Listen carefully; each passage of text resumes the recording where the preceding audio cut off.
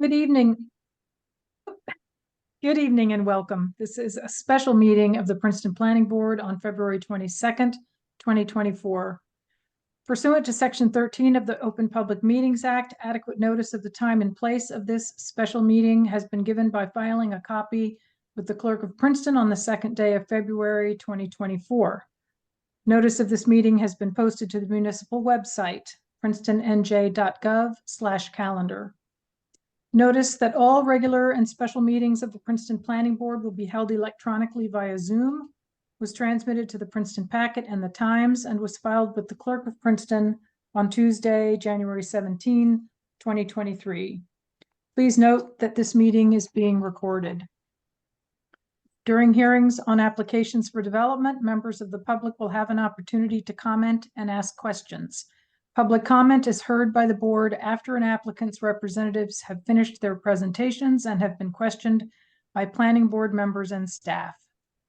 Those wishing to comment orally should virtually raise your hand by clicking on the reactions or raise hand icon at the bottom of your Zoom screen, or if participating by phone, by pressing *9. Oral comments will be taken in the order in which hands were raised. We ask with respect that members of the public express your views in 3 minutes or less. We will have a countdown clock to help speakers keep track of time. Please note that speakers who exceed 3 minutes will be interrupted. Inappropriate public comment containing obscenity, hate speech, or relating to matters not before the board will be muted. Roll call, please, Carrie.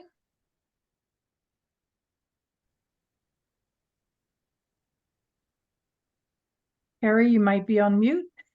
There you go. Mr. Bodenheimer, Here. Ms. Capizzoli, Here.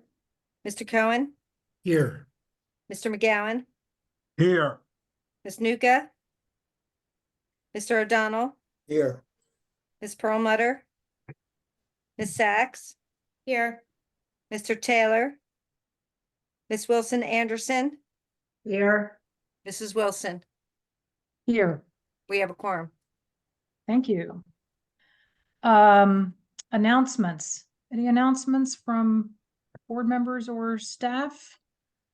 I don't have any of my own. Okay, seeing none. Subcommittee reports. Do we have any? I don't think that we have any subcommittee reports either. Madam Chair. Yes. My only sorry. announcement / subcommittee report is that the minor site plan committee has not met yet, but will meet in one of the first weeks of March.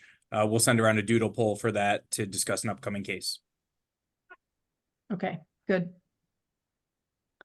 Item 5 on the agenda is resolution / findings of fact. This is for the George and Emily Family Trust LLC.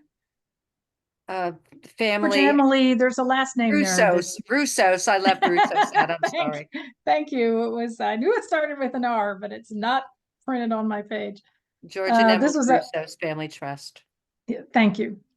Minor site plan with variance at 246 Nassau Street, block 30.02, lot 81. This is file P2323-381 PM. Any comments, questions, or other notes about this resolution? And if not, would someone like to move it? I'll move to approve. Thank you, Ms. Capizzoli, seconded by Mr. Cohen. Call the roll, please, Carrie. Ms. Capizzoli, Yes. Mr. Cohen, Yes. Mr. McGowan, Yes. Mr. O'Donnell, Yes. Ms. Sachs, Yes. Ms. Wilson Anderson, Yes. Mrs. Wilson. Yes. Motion carried. Next up, we have an application from RB Homes LLC. This is preliminary and major site plan with variances. The project is at 375 and 377 Terhune Road. That is block 7401, lots 4.01 and 4.02. This is file number P2323 309P. Um, Madam Chair. yes, Mr. Muller. Publication and service in order, and the board has jurisdiction. Thank you. Thank you. Mr. Lesko. Yes, I'm here. Okay, there you are. You're not where you usually are on my screen, Justin. I'm sorry to say. Claudia Wilson Anderson is in that spot. You want to get us started here? Yes, Justin, if you could raise your Yeah. right hand. Oh, thanks. You swear or affirm that testimony you're about to give be the truth. I do. So sworn or affirmed. Thank you, Jerry, and thank you, Madam Chair, and good evening, members of the board and members of the public. I'm going to share my screen and give a brief introduction and orientation to the site of the subject application. As you heard from the chair, the application is for major site plan approval tonight at 375-377 Terhune Road. What I'm showing, Jerry, for the record, NJ GeoWeb mapping publicly available from the NJDEP. The subject parcels are in the center, and they combine total 2.34 or so acres.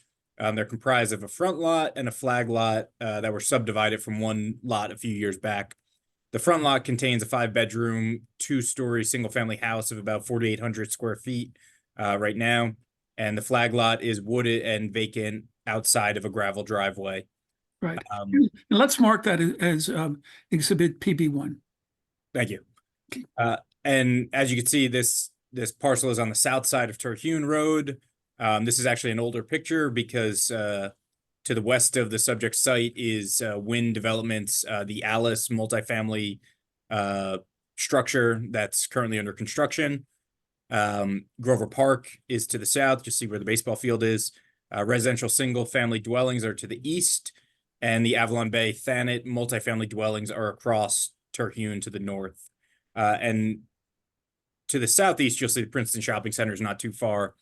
Part of the application includes a road that would stretch from Terhune to the shopping center, and we'll get into that later. But I just point that out to note that transportation-wise, NJ Transit 605 and 606 bus lines have stops at the shopping center, as does the Muni bus.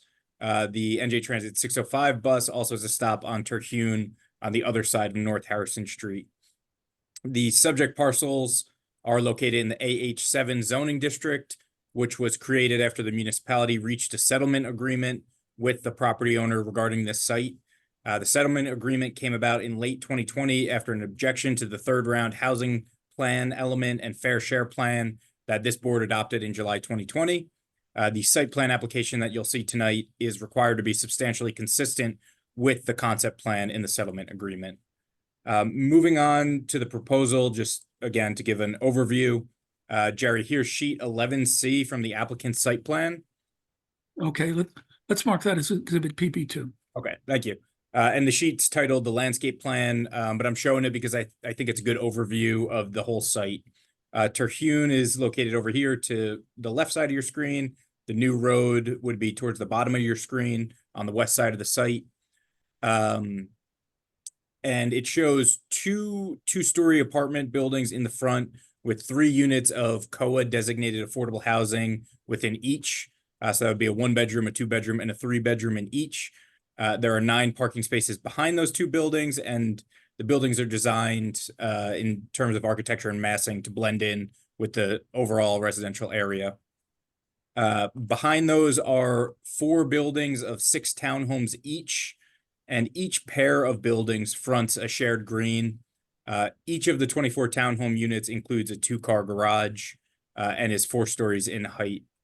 I see Councilman Cohen has his hand up. Yeah, I'm sorry, Justin. In terms of the breakdown of the bedrooms for the units, Right. I thought I remembered that it was 2 3-bedrooms, 3 2-bedrooms, and 1 1-bedroom.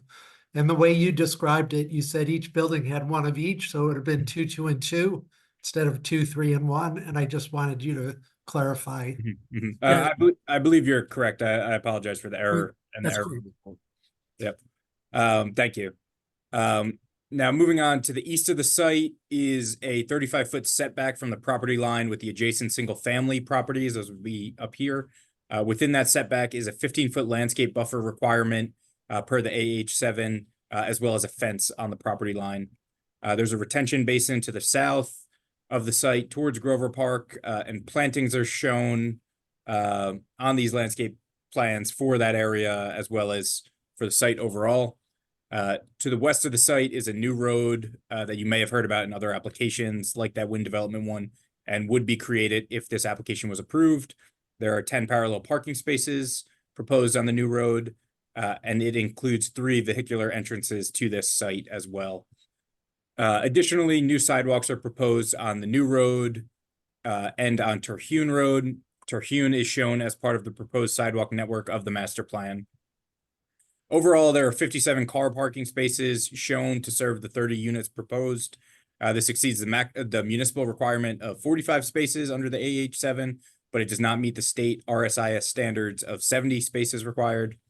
So the applicant is requesting a de minimis exception to the RSIS standards from the board. The number and location of electric vehicle parking spaces should also be clarified by the applicant.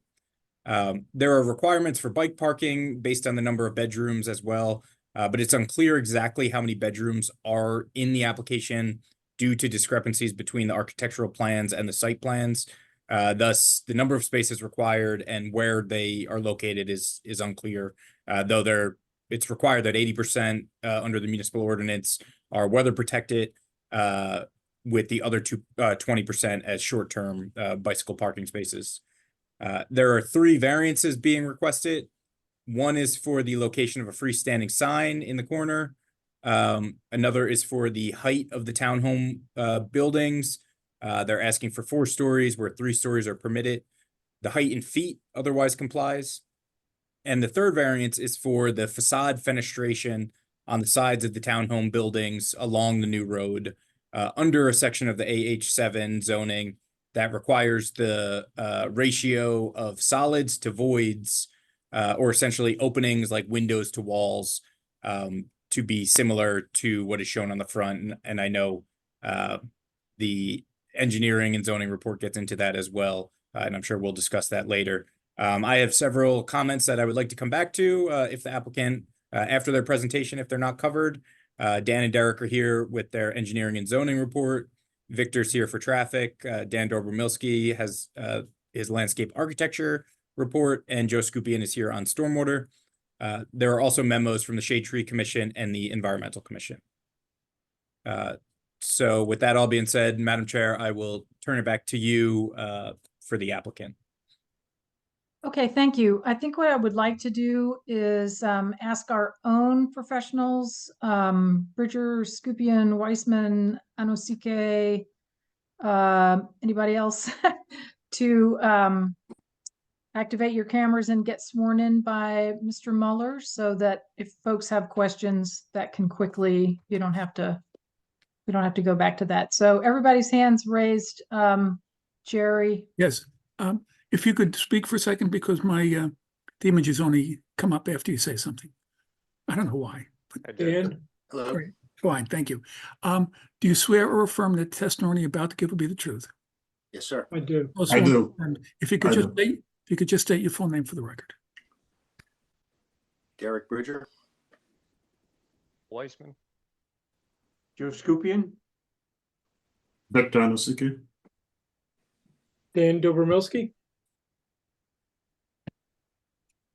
Well done, gentlemen. Usually have a bunch of dead air when that happens. I was about to read names off. Okay, anybody have anything to add from your reports? I see Mr. Weissman, your hand went up. Now would be a good time before we turn to the applicant, if there's anything in particular you want to draw to our attention. Thank you, Madam Chair, and good evening, everybody.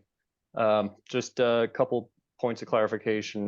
Justin had mentioned a couple of things, and I just wanted to give a brief overview of the engineering and zoning report. He touched on the variances that are required. There is one southernmost townhouse structure that requires a height variance. 45 feet is permitted by code.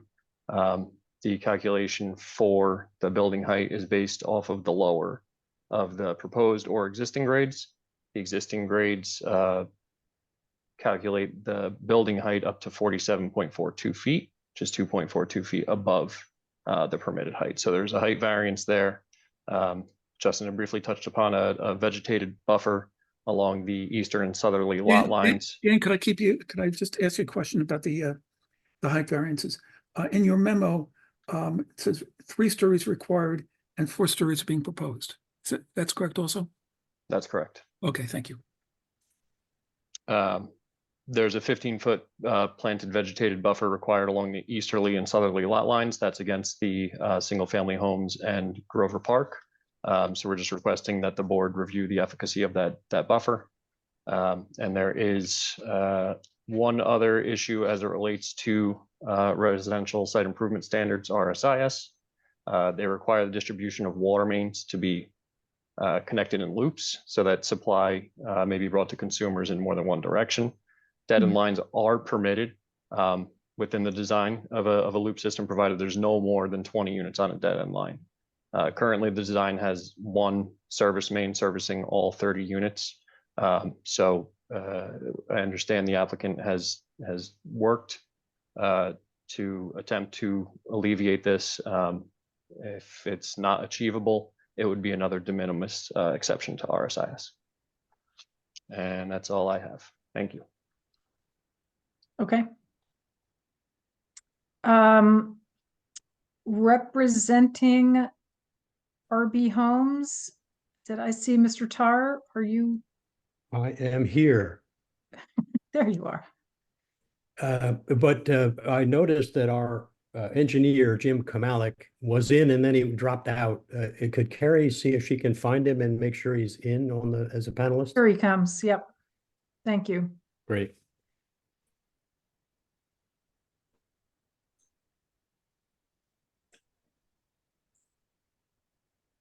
He's here and he just Very- activated his camera, Mr. Tar. Very good. So we thank you very much for hearing us and thank Justin and Dan for the introductions. We have 4 witnesses. Daniel Barsky is representing the property owner. Jim Kamalik, who's just joined us, is the professional engineer. Jeremy Green is the architect, and John McDonough is our planner. If we could have all 4 of them sworn at once, it would save some time. Yeah, if you could speak first, just say something so you can get on my screen. Well, Okay, great. If you could raise your right hand, do you swear or affirm that the testimony you're about to give will be the truth? Yes, I do. So sworn or Yeah. affirm. Could you please go around, state your full name and spell your last name? Let's run in the same order. Daniel, go first. Daniel Barsky, Barsky. And Jim? Jim Kamalak, Chmielak. Jeremy? Jeremy Green, Greene. And John? John McDonough, MC, capital DONOUGH. Thank you all. We have a slide deck of 41 Chris, I'm slides. sorry. I don't believe that either your architect or your planner have presented before the board. And if they have, I forgive me, I don't remember, but in particular, the architect might want to present his qualifications, and I think the planner as well, because I don't remember them appearing. Right. I had in mind to do that as they were prepared to testify. We're going to go in order, if that's all right. Yeah, that's okay. Yeah, thank you. Fine. Again, we have a slide deck of 41 slides. If with the board's permission, we could have the entire deck marked as A1. Yeah, that'd be fine. And with that, you'd certainly know Daniel Barsky, and Daniel's going to kick it off trying to begin the orientation process and give you a little bit of the history. Okay, I'm going to share my screen for the PowerPoint.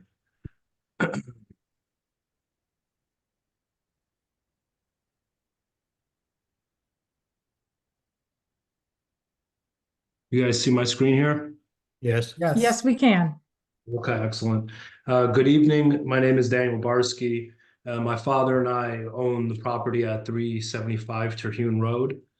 So I'll just describe the property and explain the history of how the AH7 came to be. what you see here on the cover slide are the front facades of the townhomes, which are part of the application. This slide shows our property outlined in yellow. You can see the existing house in the top part of the lot facing Terhune Road and across from Thanet Drive, where the Avalon Bay apartments are being built. Some years ago, we got approvals to subdivide our lot into 2 lots, as Justin demonstrated in a flag lot situation, where we're going to build a second house at the rear. But then the municipality negotiated its affordable housing obligation. And as you can see here, the town's housing element included the Avalon Bay apartments, both on Thanet Drive to our north and the shopping center to our south, and the Wynn apartments to our west. At that time, when these properties in the area were approved, we asked to have our property become a transitional buffer between those more intense projects and the residential properties on Grover Avenue. On this slide, you can see part of the AH7 zoning, which was negotiated for our property. It allowed for 30 units, 6 of which will be affordable and 24 which will be market units. And unlike any of the other projects that are around us, including the 2 Avalon Bay projects and Wynn, our market units will be sold as townhomes as opposed to rentals. Our agreement with the municipality included this concept plan, which is illustrated on the slide for the 30 units. What you can see here is Terhune Road on the left, and the 2 affordable houses facing Terhune, with the 4 townhome buildings to the rear. And as we go through the presentation, our professionals will testify in greater detail to the plan that we're presenting, and as we continue through the slides. The agreement actually specified what the affordable housing. Mr. Barsky, as you go through, if you could identify what page of the slide, which slide you're on, as you We're on page 6. If you look in the bottom right corner, there's a little. Just for the record, I wanted. Yeah, we're on slide 6 now. The agreement actually specified what the affordable housing should look like, and you can see them here. The intent was that they have the look of a single family home, whereas each building actually contains 3 separate units. These units are the most front-facing on Terhune Road, and because of the topography, will be the most prominent buildings as you pass down Terhune Road. Also, one very important element that Justin touched on is beyond the contribution of the 6 affordable units, was of the agreement that us and our neighbor Wynn would be responsible to build and pay for a new access road from Terhune Road into the rear of the shopping center, as illustrated here. You can see it on the concept plan, and then I've highlighted it through the property in yellow. Since the time the AH7 zone was established, we have gone under contract with Toll Brothers to develop the site. And as I'm sure you know, Toll Brothers' last job in Princeton, I believe, was Edel Farms, which I think is highly regarded, and most people agree is an attractive, nice site. And Toll has the industry experience to build this job quickly and effectively, and I'm excited to be working with them on this opportunity. The following slides, I'll turn over to Jim Kumalak, our engineer, who will testify to the more site-specific details. Mr. Kumalak, we need to qualify you. Sure. James Kumalak, professional engineer, Kensho Resources. I've testified many times here before this board, been practicing site planning and civil engineering for over 20 years, licensed here in the state of New Jersey, and with a bachelor's degree in the field of civil and environmental engineering from Rutgers University. Thank you. We accept your qualifications. Thank you. So good evening, everyone. Just to get started here on this slide number 8, we can see The overall outline of the subject property here, lots 4.01 and 4.02 with Terhune Road to the north, which is on top of the page, as well as Grover Avenue to the right, the 50-foot right-of-way. We have Grover Park to the south and the Wynn or Alice apartment project directly to the left or to the west. And this gives a larger view of the area which Daniel viewed in terms of the aerial maps previously. You can see our lot AH7 zone, and it's surrounded by the SC zone, as well as the OR to the north and the R5 district to the east or to the right, with existing single-family homes to the east.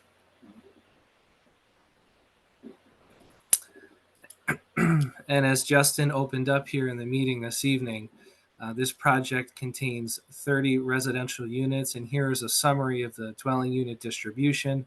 Just for clarity purposes, we have 4 townhome buildings, 4 in total. That will be 3-bedroom, consisting of 24 units, and that's a clarification to a note that we had on one of the plans that indicated 4-bedroom, but this will be testified further in detail by the architect a little bit later in the presentation.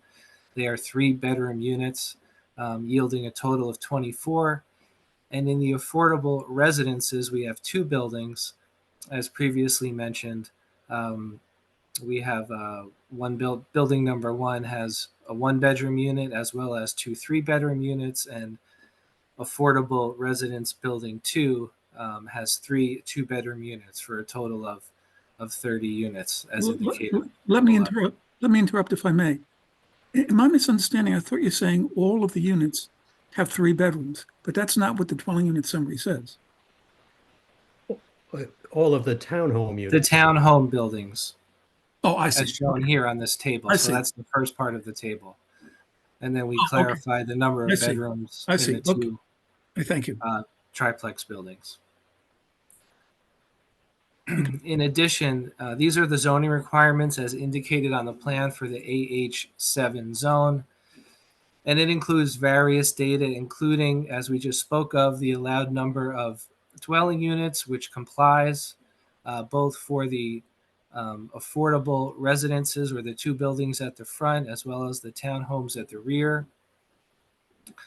Additionally, the various setbacks, the front yard setbacks, side yard setbacks, both on the east and west side. We'll take a look at the map and highlight those for you so that they're clear.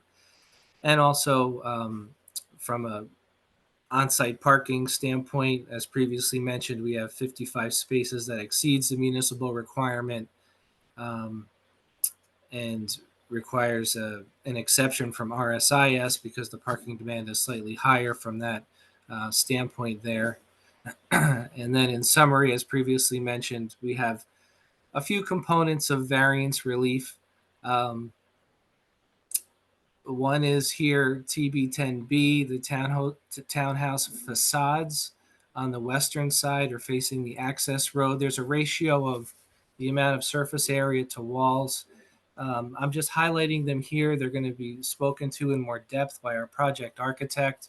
But the data here is indicated on slide 12 in terms of what the proposal includes and what the requirements are for these various pieces of relief. So we have this ratio of windows to walls as item number 1. Secondly, as Daniel previously mentioned, the number of stories where when the ordinance was written for the AH7, it was indicated as 3 total stories and a height of 45 feet. But the way that it's being interpreted at this point in time is that the proposed buildings are defined as 4 stories in height. And again, our project architect will speak to more detail a little bit further here in the presentation.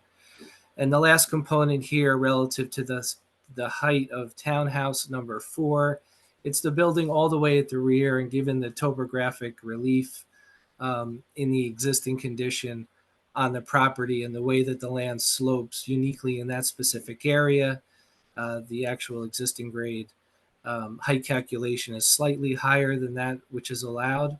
However, in the proposed condition, it does comply. And the last component here at the bottom of slide 12 is the sign setback.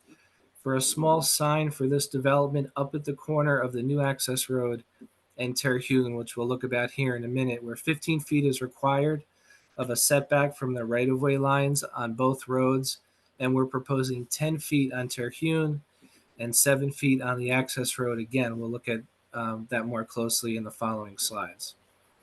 In terms of the parking, I did mention 57 stalls are proposed, which complies with the ordinance.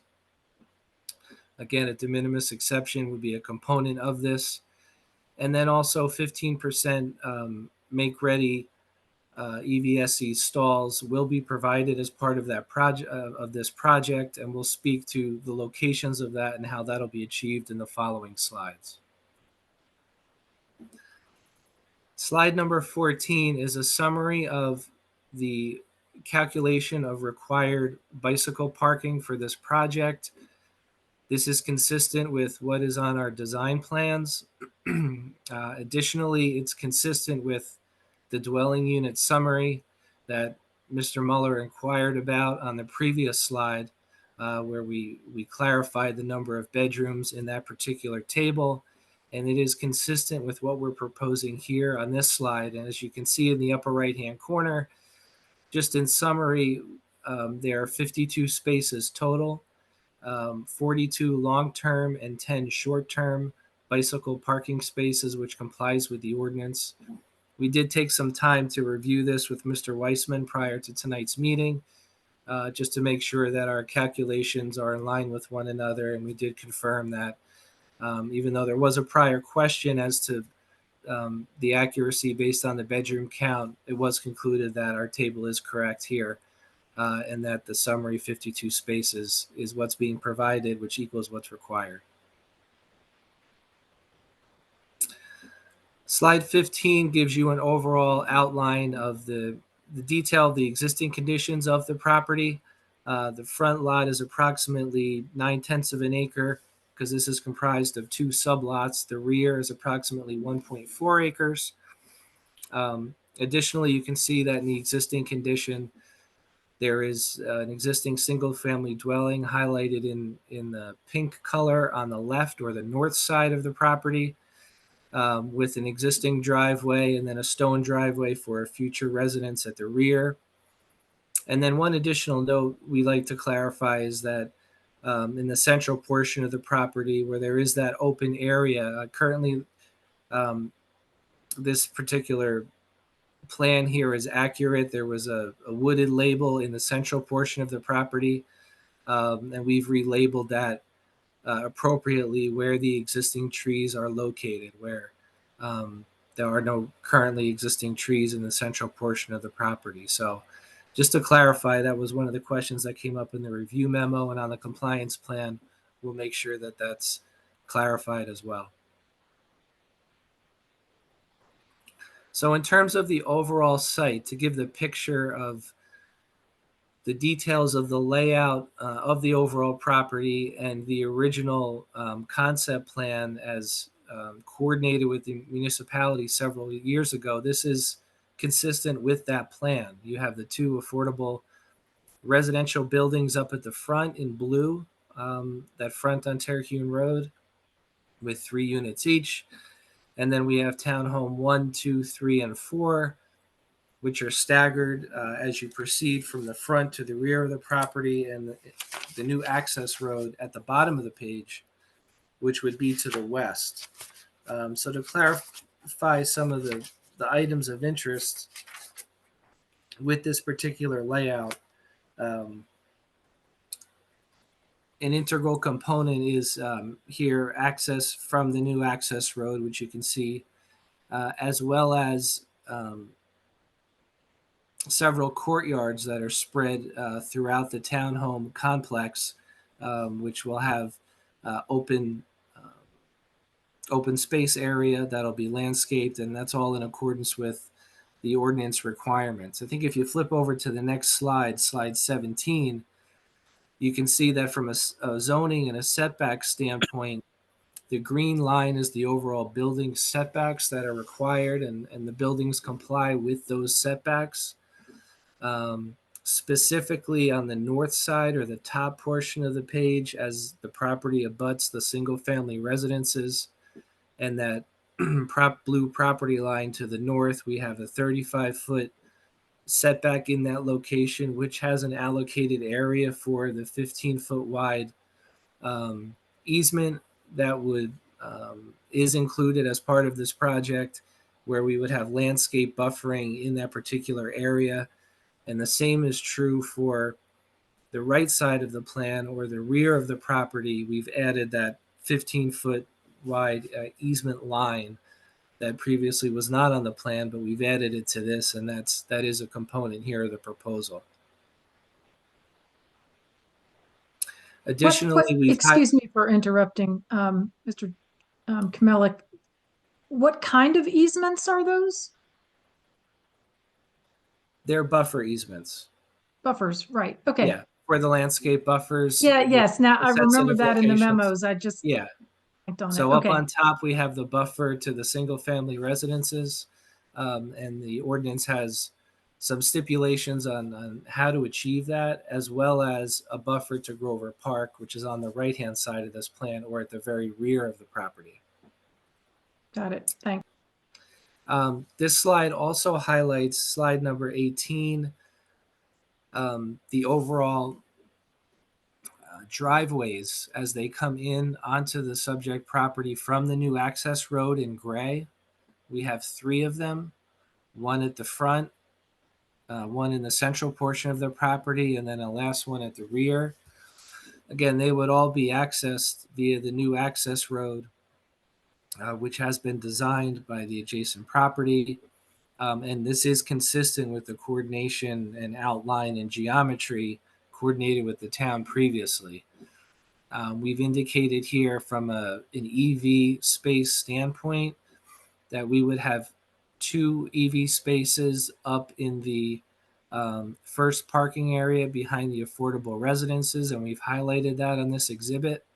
That would be, if this is approved, part of the compliance set incorporated into that to provide those 2 spaces.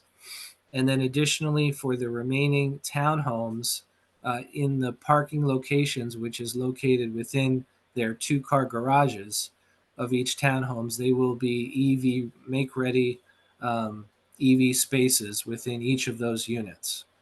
So we anticipate that out of the overall 6 EV spaces that are required, that would be substantially met with provisions that we are including within the plan as part of the design. Lastly, before we go on to the next slide, we did provide some turning templates to this plan, which were previously coordinated with Deanna Stockton with input from the fire official as well at that time, just to demonstrate general access from the new access road into each of the driveways. And you can see that highlighted at the bottom of the page in red. That was one of the comments from your traffic expert, and we included that on this exhibit just to demonstrate that that was incorporated and thought about earlier on. Additionally, this slide shows the courtyard component, which was an important part of this overall concept. You can see in the central portion of the lot, we have 2 main courtyard areas between the 4 townhome buildings. And then as well at the front of the property between the 2 affordable residences, we do have an outdoor area in that location as well. And to provide some outdoor space in terms of a hardscaping area and some green space in between those 2 buildings to support those residences. We'll talk a little bit more about the details of that when we look at the landscape plan in a little bit more detail.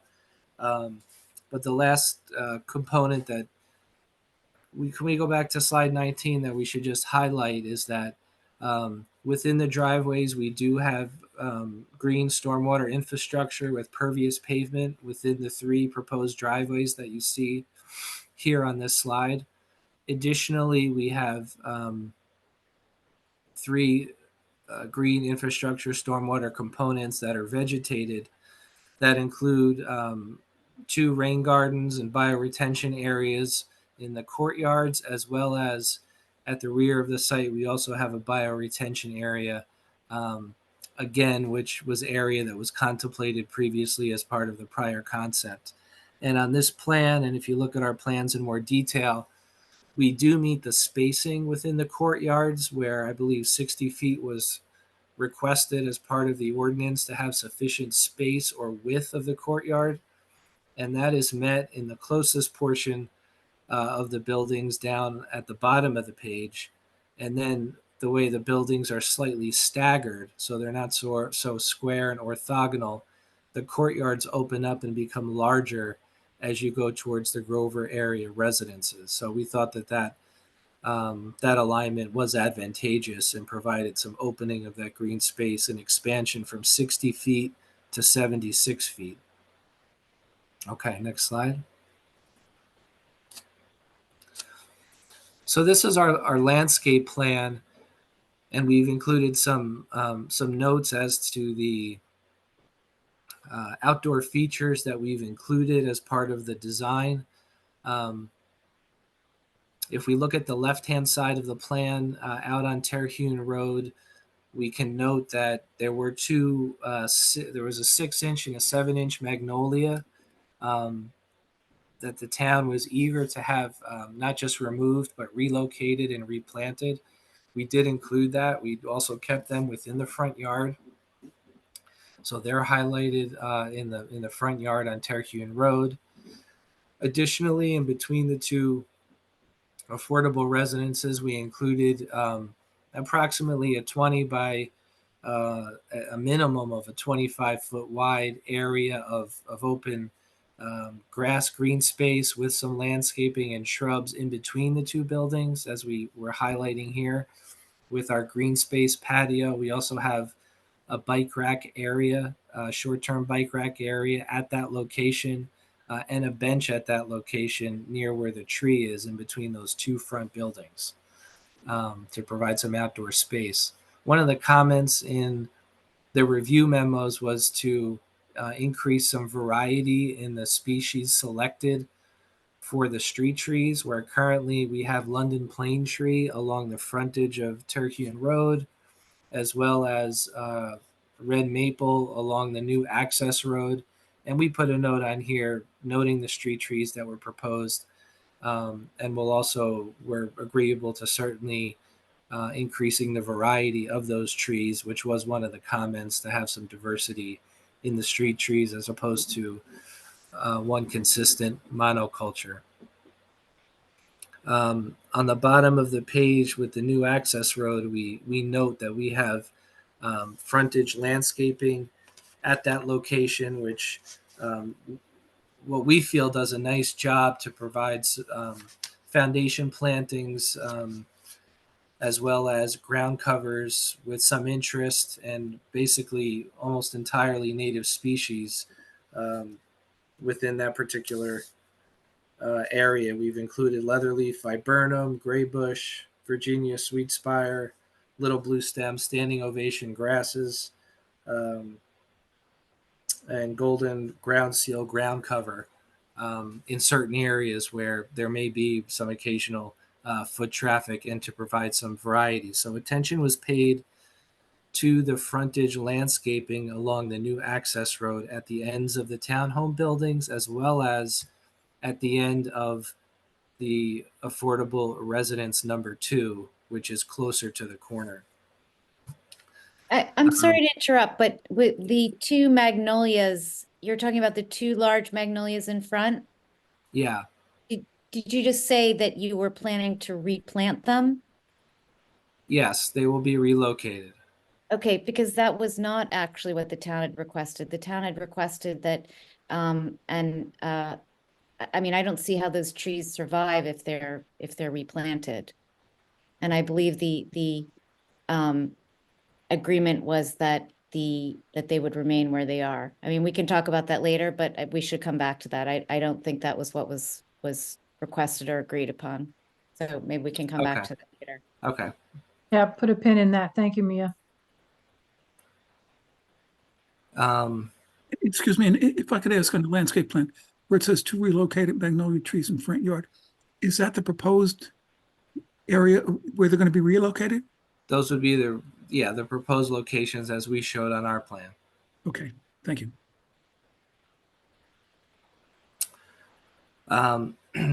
Additionally, are labeled near the new access road at the bottom of the page.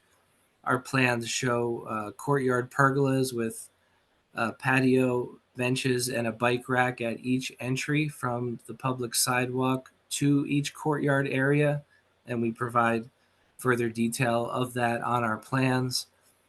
And we also included, as part of the landscape plan, within the courtyard green space, new trees that are native, provide some vertical structure and buffering between the buildings. Those species are black gum, fruitless sweet gum, river birch, etc. So we have some vertical component and vegetation within that green space within the rain garden area. If you look on top of the page in between the buildings within the courtyard, you can see that we've also included a small patio and seating area at each further end to provide an area for people to congregate and to sit, as well as surrounding that area with trees and shrubs to further provide interest for that. The last main component along the easterly or the top portion of the page is that landscape buffer in the back of the residences along the common property line that Ms. Wilson was inquiring about previously. And you can see that it's shown here in our landscaping. And we have an evergreen buffer that we're proposing for that, consisting of 4 different species: American holly, Norway spruce, white pine, and Japanese cedar, spaced approximately 10 feet apart, which we feel would provide a substantial evergreen buffer at that location of evergreen trees. And the planting height as proposed for the Japanese cedar, because as you can see on the plan, they are alternated along the length of the property line to provide interest, of 6 to 7 feet at planting. The American holly as well at 6 to 7 feet. And then we increase the height to 8 to 9 feet for the Norway spruce and the eastern white pine for those particular species to provide some additional height. In addition to that, we also are proposing a 6-foot high solid fence along that property line. We will show you a detail here in a minute, but it would be a PVC fence that would be solid. I think there were some questions in the review memos as to would there be gaps, et cetera. Could you provide additional detail? So the applicant is proposing a solid PVC fence to 6 feet in height. And we can show you that detail here on the following slide. That's on the left-hand side, as I spoke to, a solid fence, 6 foot high PVC. If you go back to the previous slide, slide 20, at the rear of the site where we have the bioretention facility behind townhouse number 4, or at the right-hand side of the plan, we have several different tree selections at that location, and they include sweet gum, black locust, several species of oak, swamp white oak, as well as willow oaks, London plane tree, some Norway spruce down there in the southwestern corner as well, to provide some tree buffering at that location, and also selections that are native, but also generally suited to the area that they're located relative to the stormwater management facility at that location. So that would be a buffering element at the rear portion of the site, and that easement line would be incorporated into the plan as well.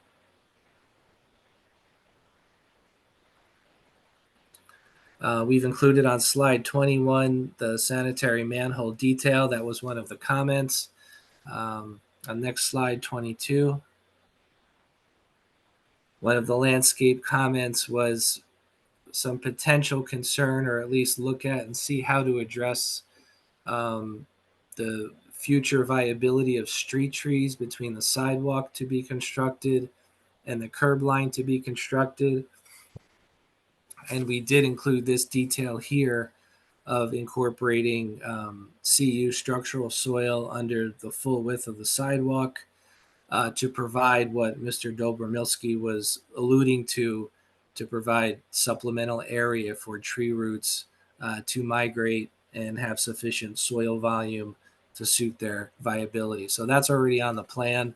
It's on one of the plan detail sheets, but we just reiterated it here, and that should address that comment. Can I just ask, it might be prudent to go back a couple slides to the landscape plan while we have trees in our heads at this point in time. There was some discussion there about the overall heights of the trees and perhaps increasing their height. And as part of the design, we did take into consideration two things. One thing, as I mentioned, was not making all 6 to 7 foot high trees across the whole property line. We did increase 2 of the species in the 8 to 9 foot range at planting, and then they would grow from there. And then also 2 of the species that we did include are also relatively quick growing species.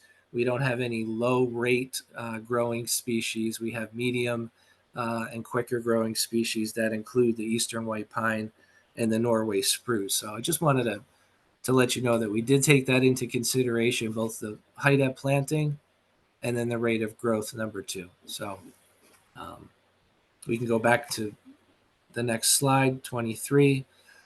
This is our overall utility plan.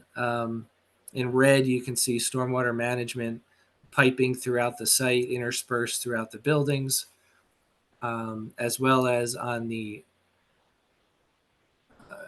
top of the page, the green sanitary sewer would be extended for this project from Terhune Road, the very end of what exists along the easterly property line, to serve the 6 new buildings. Additionally, we have gas and electric that would follow the new access road at the bottom of the page within the right-of-way corridor.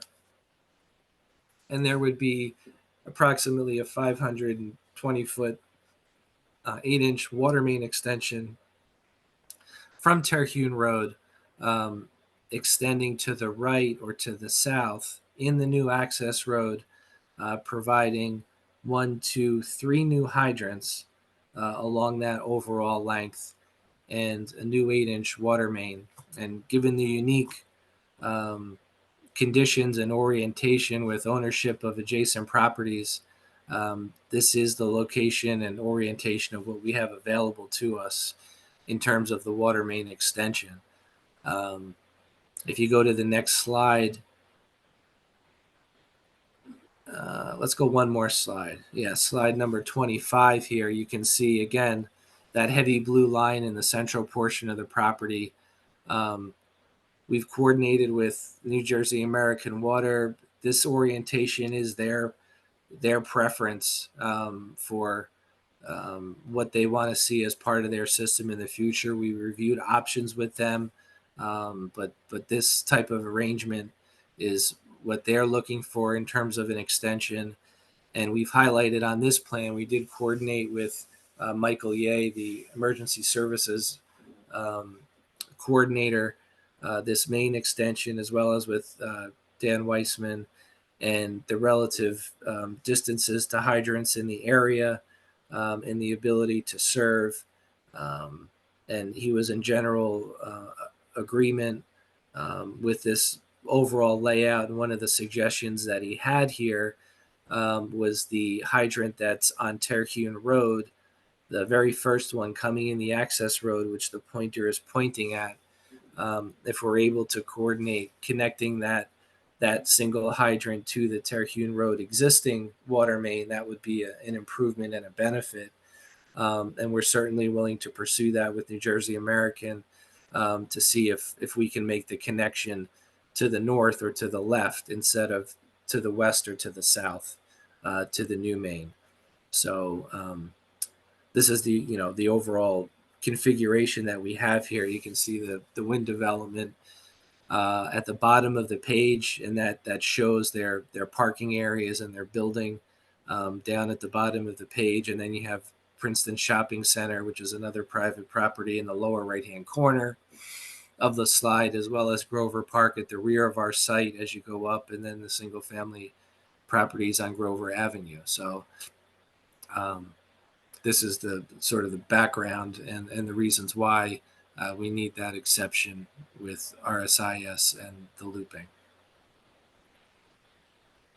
Our plans include an overall lighting plan for the subject property. We've included dark sky, ordinance compliant LED fixtures, entirely down fixtures, mostly at building entrances, and then some wall fixtures that are down lights over the drive aisles. And the courtyard areas and several of the walkways throughout the site, we've included LED bollard fixtures, which are low-level lighting to support the pedestrian walkability in nighttime hours and support that effort without having extensive, larger lighting on the site. The bollards do suit that well. We have some accent lighting around the patio and the trees at the outdoor seating areas, as I mentioned, in the courtyard areas as well. But overall, these are dark sky LED fixtures in a downward orientation to eliminate glare on adjacent properties. Slide 27 highlights for us what is shown on our plan, and that is the freestanding sign up at the front of the property near the intersection of the new access road and Terhune Road, where the ordinance requires a 15-foot setback from the right-of-way line. And in this particular condition, because of the distance of the curb lines to the right-of-way line, which is somewhat extensive with green space in between, and the sidewalk, and the fact the sign that is incorporated into the retaining wall and garden wall that extends into the front yard, technically we're providing a 10-foot setback from the sign, which is relatively small. As you can see there, it's 3 foot 4 inches and 3 foot 8 inches in dimensions that will be hanging.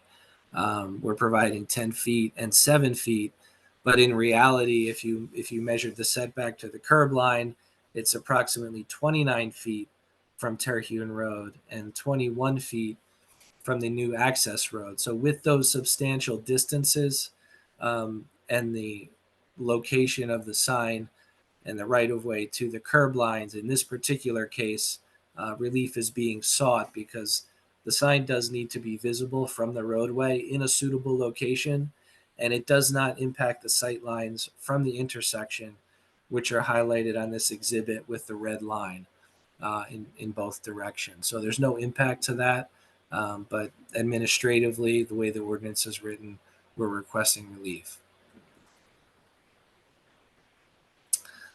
This particular slide highlights the rear townhouse number 4, and this is a sketch that illustrates the unique topographic condition on the west end of the building, where the ordinance requires the building height to be calculated from the average grade around the building all the way to the ridge.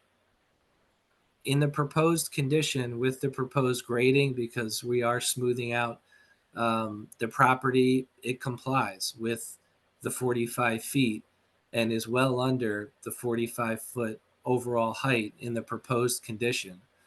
But because the way the ordinance is written, the calculation has to go from what the existing grade was given this condition, because the property is a little steeper in that location and a little bit lower. The overall height calculates to 47.42 feet, which slightly exceeds the 45-foot maximum when you measure it to the existing.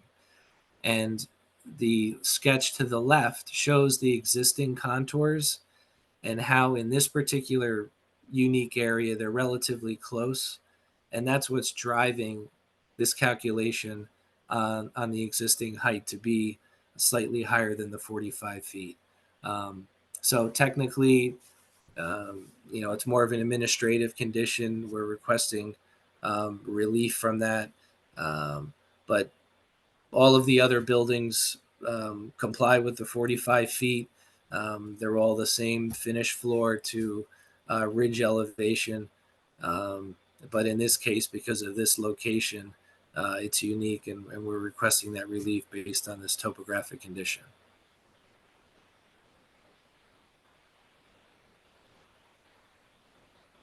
That's it, Jim, for yours, and we're ready to move on to Jeremy. Good evening.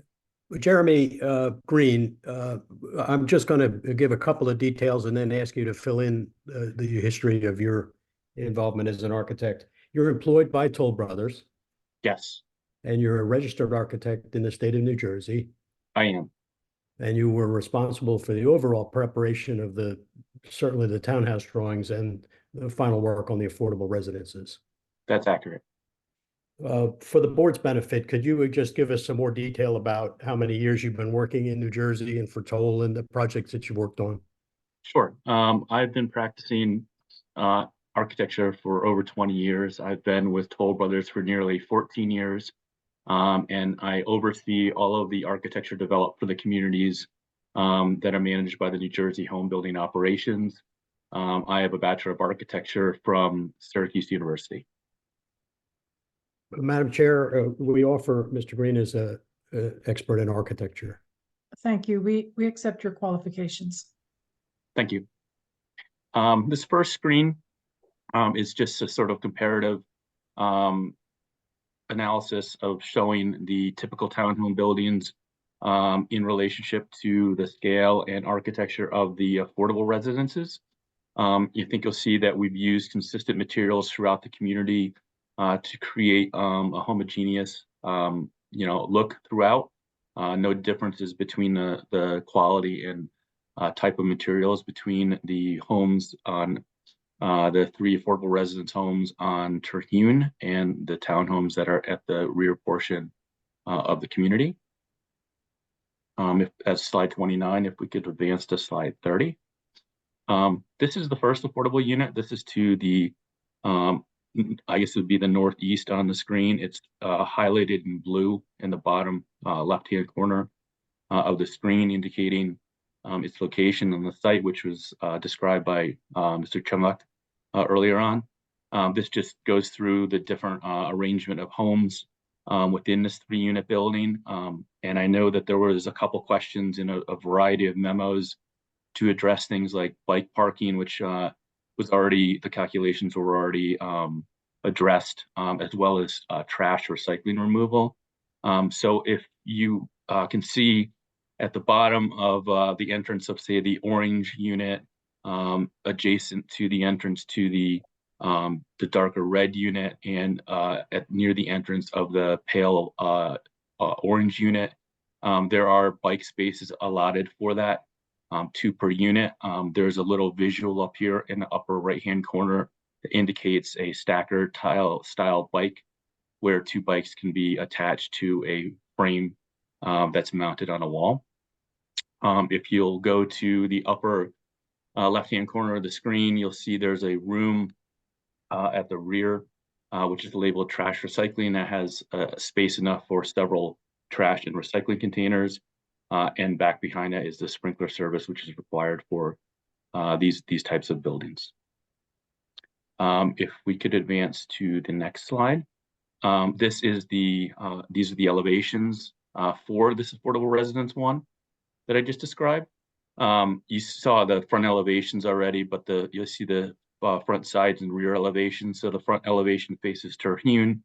The rear elevation faces the parking area that has the EV charging and the accessible spaces, the bike area, and in between, the homes, you'll have that little green space and hardscape area. And then these just illustrate again the sides. The left side elevation is to the residence to the northeast, and the right side elevation is facing the access road. And as I described before, we're consistent with the materials around the entire residence. We can go to the next.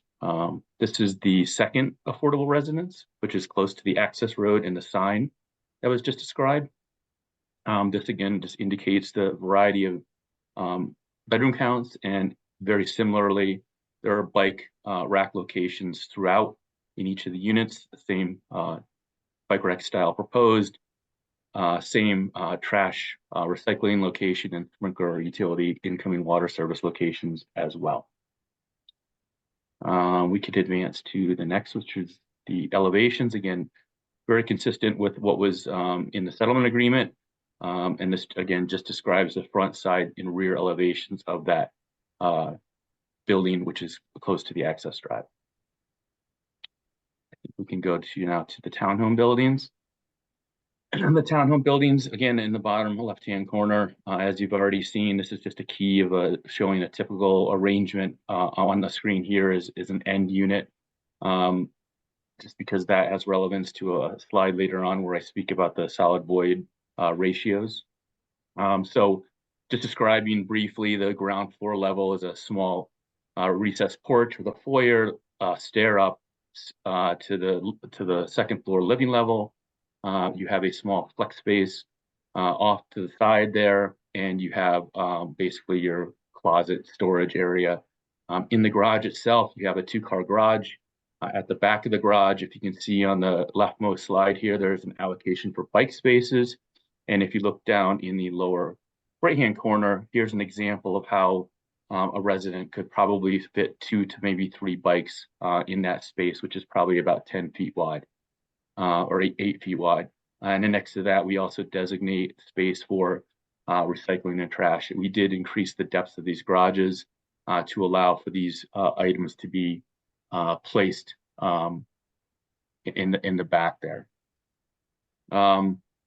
Going up to the second floor level, again, I described this as the living level. This has a great room, casual dining, and a kitchen in the rear, along with a pantry and a powder room. Continue up to the third floor, which is called the bedroom level. There are 2 bedrooms in the front of the building, facing the green space. You have all your circulation and bath and laundry in the center of the house, and you have your primary bedroom and closet and primary bath to the alley back of the home.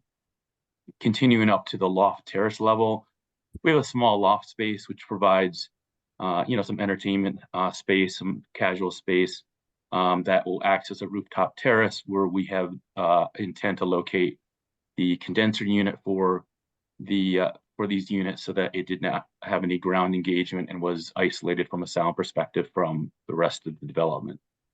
And again, just to the right of that is just a typical roof, showing that there's a recess to that roof deck. It's just a simple shingle pitched roof. The residences themselves, as I note here, are about 2,300 square feet for the end units of living space, and on the ends and the interior units are slightly larger because we had to account for the brick to fit within our overall footprint and setback lines. We can go to the next slide. Here's a illustration of the townhome building. They're all very similar as described. Same height from finished floor to ridge. There are some variations in the grade and in the locations of the drops of the garages based upon fitting into the very delicate grading that was provided by the engineer. The front courtyard elevation, which fronts the green spaces that were described, indicate, again, 6 dwelling units that are accessed off of the recessed porches. Some of them have balconies that open up or large window spaces.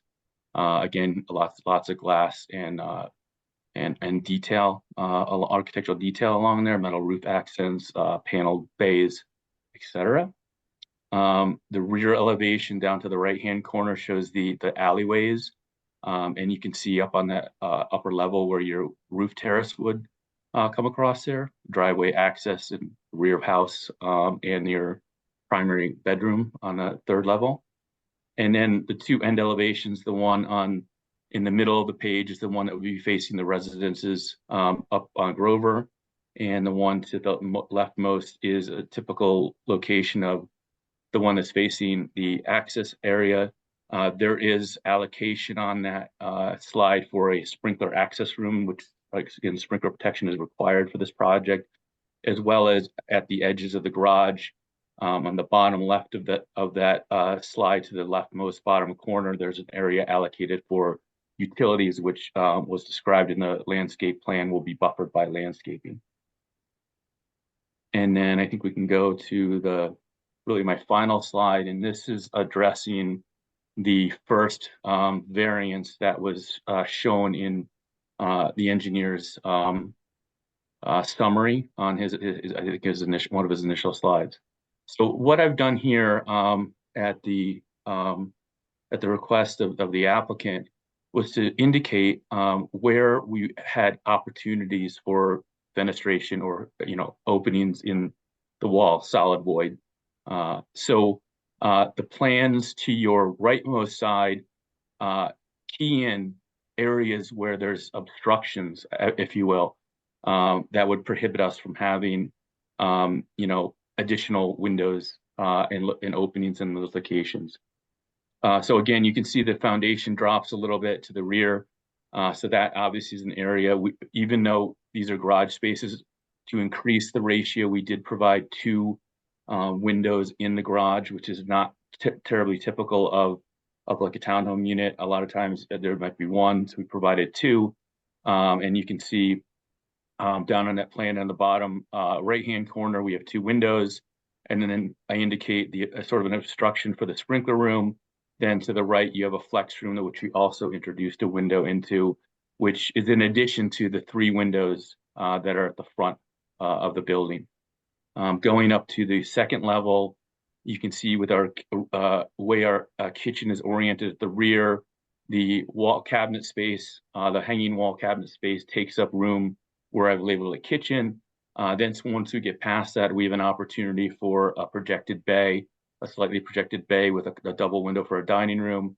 We get to the great room on the 2nd floor. As you move to the right of the page, you can see that we do introduce 2 large windows in that location, allowing for furnishing of that space in between those 2 windows.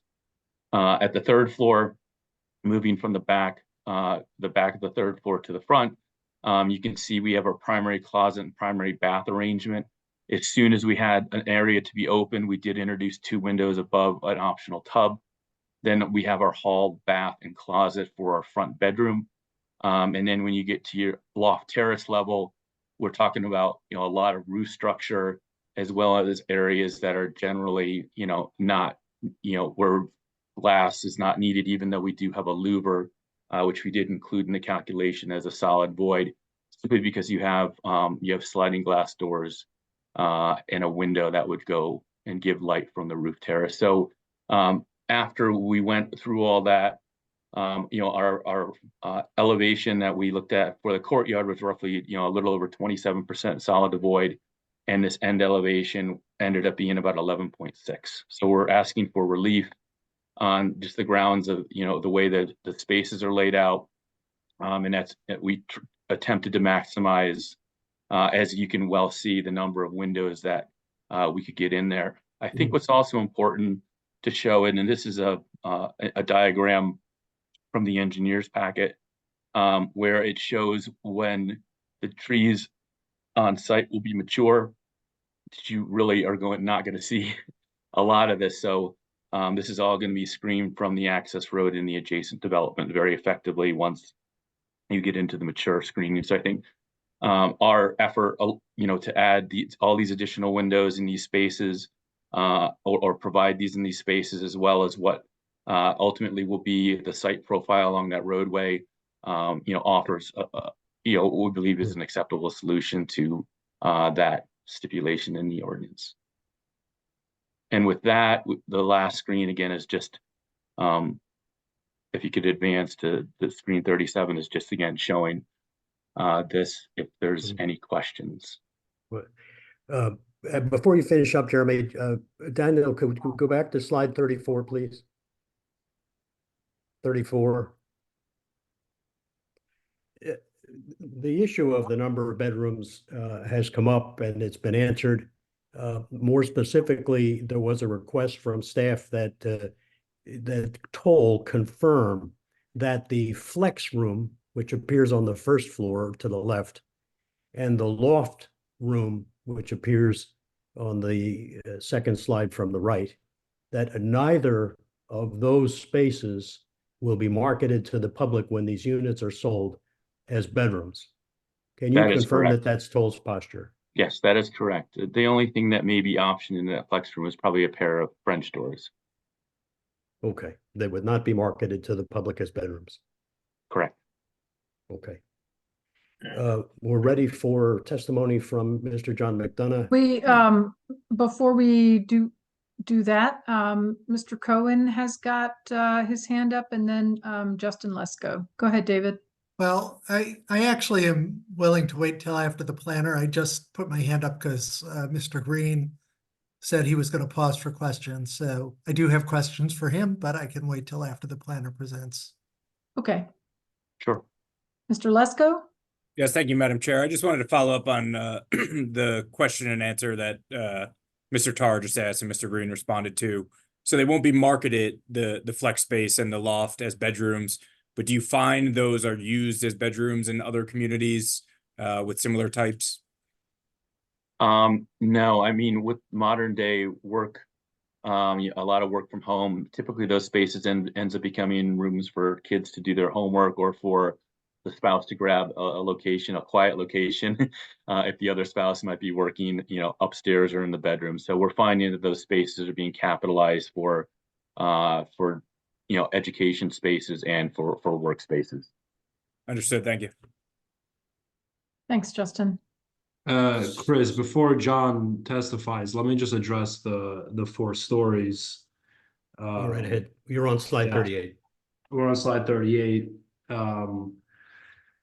So I like to comment on the height of the townhomes. The townhome units you see here are actually shorter than the 45-foot maximum permitted height, but they do have a loft room, like Jeremy testified to, within the roof structure, which gives access to the mechanical units and the outdoor deck, and which could be considered a story.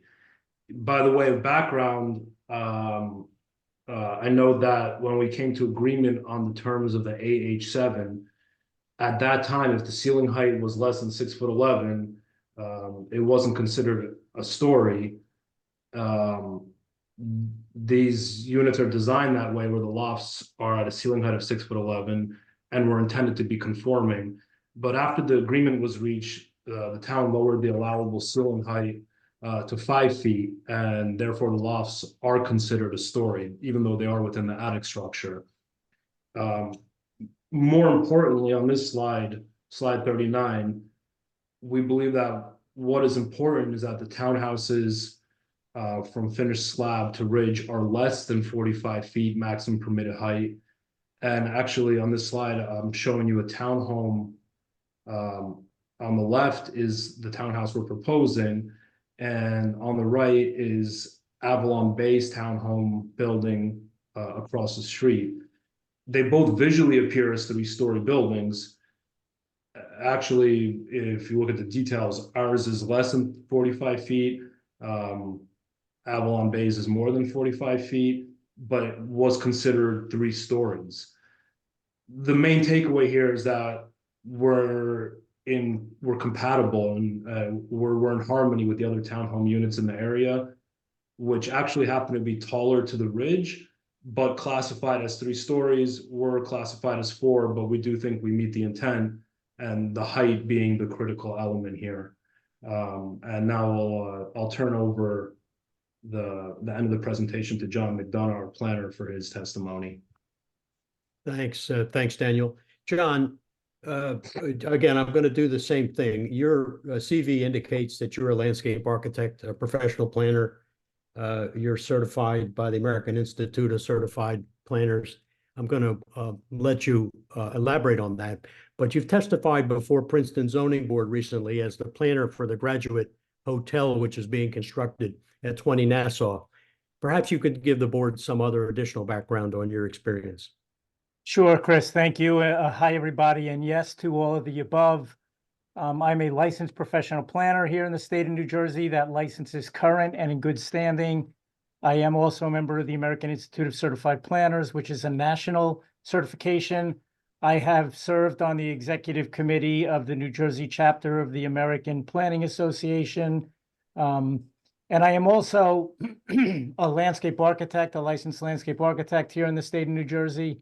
That's not my role here with this particular project, but I certainly do rely on that design expertise as part of my planning conclusions. I was both the landscape architect and the planner on the Graduate Hotel project, which we know is coming soon. And I've testified on at least a half dozen applications here, mostly before your zoning board in the last couple of years. I do have the good fortune of getting to see the entire state of New Jersey. I do this on a nightly basis from down in the southern tip where I was in Carneys Point last week, all the way to the northern tip where I was in Hardiston last week. And of course, our west side and the great urban areas on the east side as well. And here in the core, again, I've been in front of the Princeton board and your surrounding communities, Montgomery, Trenton, West Windsor, Hopewell, Hamilton, Montgomery, Cranberry, the Windsors. We have 500 municipalities, Madam Chair, before he keeps Yeah. going. I hope at least some of those places you mentioned have Zoom meetings. It's That's a your lot of miles on my qualifications. car, Madam Chair. Go Thank ahead, you. John. Sure. Okay, so I think I have 2 screens here, and I can't see that number in the lower right-hand corner, Dan, but I'm going to say, again, I have 40. 40. Okay, 40. We're just going to start with an overview. We're just going to hit the main planning points. You have good, I'll say, predicate foundational testimony from the witnesses that have gone before me in terms of the planning conclusions that I'm about to render, from Daniel, from Jim on the engineering side, and from Jeremy on the architectural side. You're going to see as we go through the explanation of the application here that the relief is relatively minor in the context of your zoning scheme. This application starts with a very laudable public purpose, and I would say community kudos to the community leadership, and to the planning board for a very well-written master plan, your 2023 plan, your 2020 affordable housing compliance element, and then, of course, the zoning that followed that, and this AH7 zone district, which has a laudable public purpose and echoes the master plan and the affordable housing element to put persons of low and moderate income close to transit, shopping, employment, civic amenities, and recreational amenities, which is exactly what this application does as an inclusionary project where the affordable units will have the same access to amenities as the market rate units. And it is one nice cohesive package in line with the plan that was part of the settlement package. As you can see, it's very well buffered. You heard a lot of detail about that through Jim's testimony, and I think that's echoed through your own landscape architect's report, that the screening will be effective. I think the Shade Tree Commission also offered some positive comments and good constructive criticism to get the project to land where it has. You've heard the testimony about the courtyards. I really liked what the Environmental Commission had to say.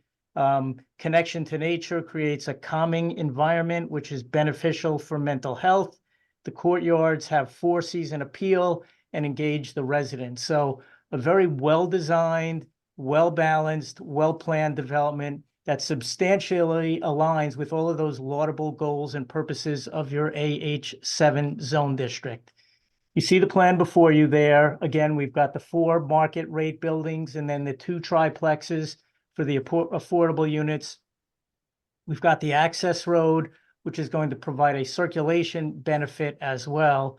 And then, of course, in terms of the zone conformance, this project is going to comply not only with all of your use requirements in the AH7 zone district, but substantially comply with all of your bulk requirements, especially those that are on the higher tier. The density, the coverage, the access, the circulation, the buffering here, the compositional aspects of the buffering, the landscaping, the setbacks on every side complies with your AH7 zone requirements. So in terms of the actual relief that the applicant is seeking, the applicant is asking the board to move on preliminary and final major site plan approval with relief related to the building height, and that only pertains to the building all the way to the right that you see, townhouse building number 4, in the lower right-hand corner, where relief is sought due to, again, I'll call it a technicality or a slope anomaly. The building is not being raised up excessively out of the ground to give it an unfair height advantage, but given the fact that your ordinance does measure based on the average existing grade, we have a little dip over there in the corner, and that's what's triggering this technical measurement of 47.42 for that last building, townhouse 4 on the right, where 45 feet would be the maximum that's permitted under the ordinance. Again, under the proposed condition, when that grading blends out or smooths out that anomaly, it's going to read as a less than 45-foot building. So the relief is really unperceivable in that regard. Also, likewise, as you just heard through Daniel's testimony, see relief for the number of stories. 4 being proposed here, where 3 would be the maximum that's allowed. Importantly, that's mitigated by the overall height complying with your 45-foot height requirement. This building, as all of these buildings as measured, will be below that 45-foot height threshold, and this pertains to the market rate townhouse units. Based on what you saw, and if you want, Daniel, you can flip over to the next slide, which I believe would be 41.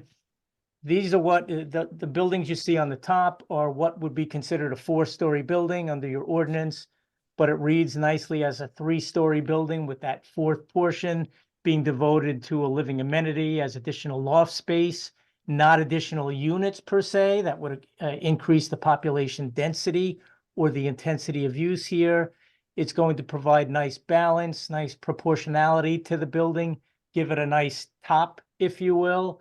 That pitched roof blends with the residential character of the area, and we think is certainly a better zoning alternative than a fully conforming flat roof might provide for here. So again, importantly, the top to bottom, as you see here, complies with your ordinance requirement of 45 feet. So the overall massing before you could be a conforming plan with just 3 living levels. And again, we think this is the better design alternative.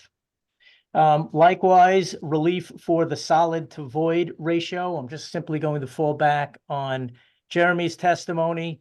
I think it's safe to say that the ratio here and the way the building is laid out meets the planning intent for good balance and proportionality in terms of that articulation of solids and transparency. There is a practical difficulty given the utility elements on the inside, as you just saw with all of that red in Jeremy's exhibit.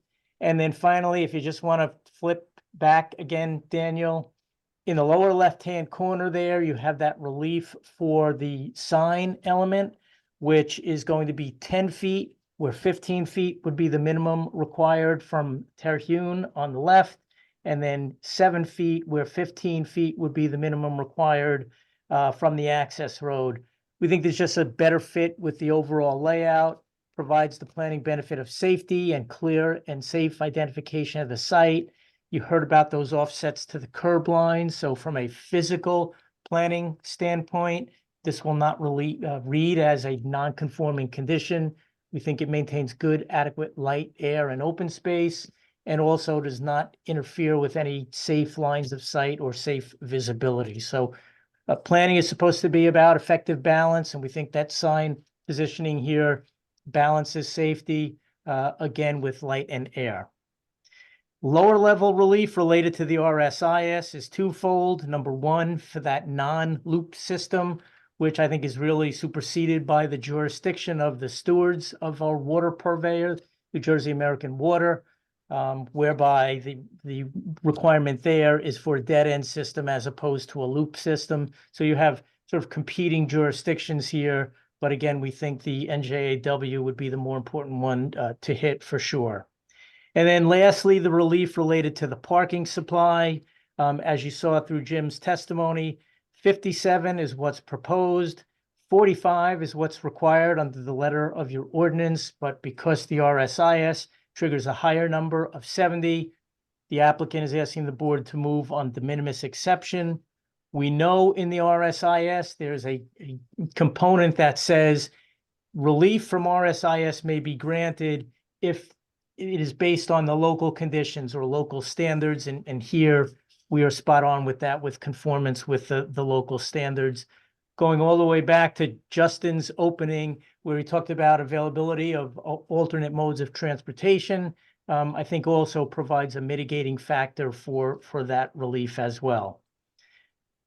Taking all of that practicality aside and just bringing it all back to the statute here, we're going to look at the positives and weigh them against the negatives. We're going to apply what we call the C2 balancing test. That's the newer standard under our law. Previously, we just had to show, we could only show hardship. Here in New Jersey, being cutting edge, we do have this balancing factor, which if I go outside of New Jersey, that standard doesn't apply.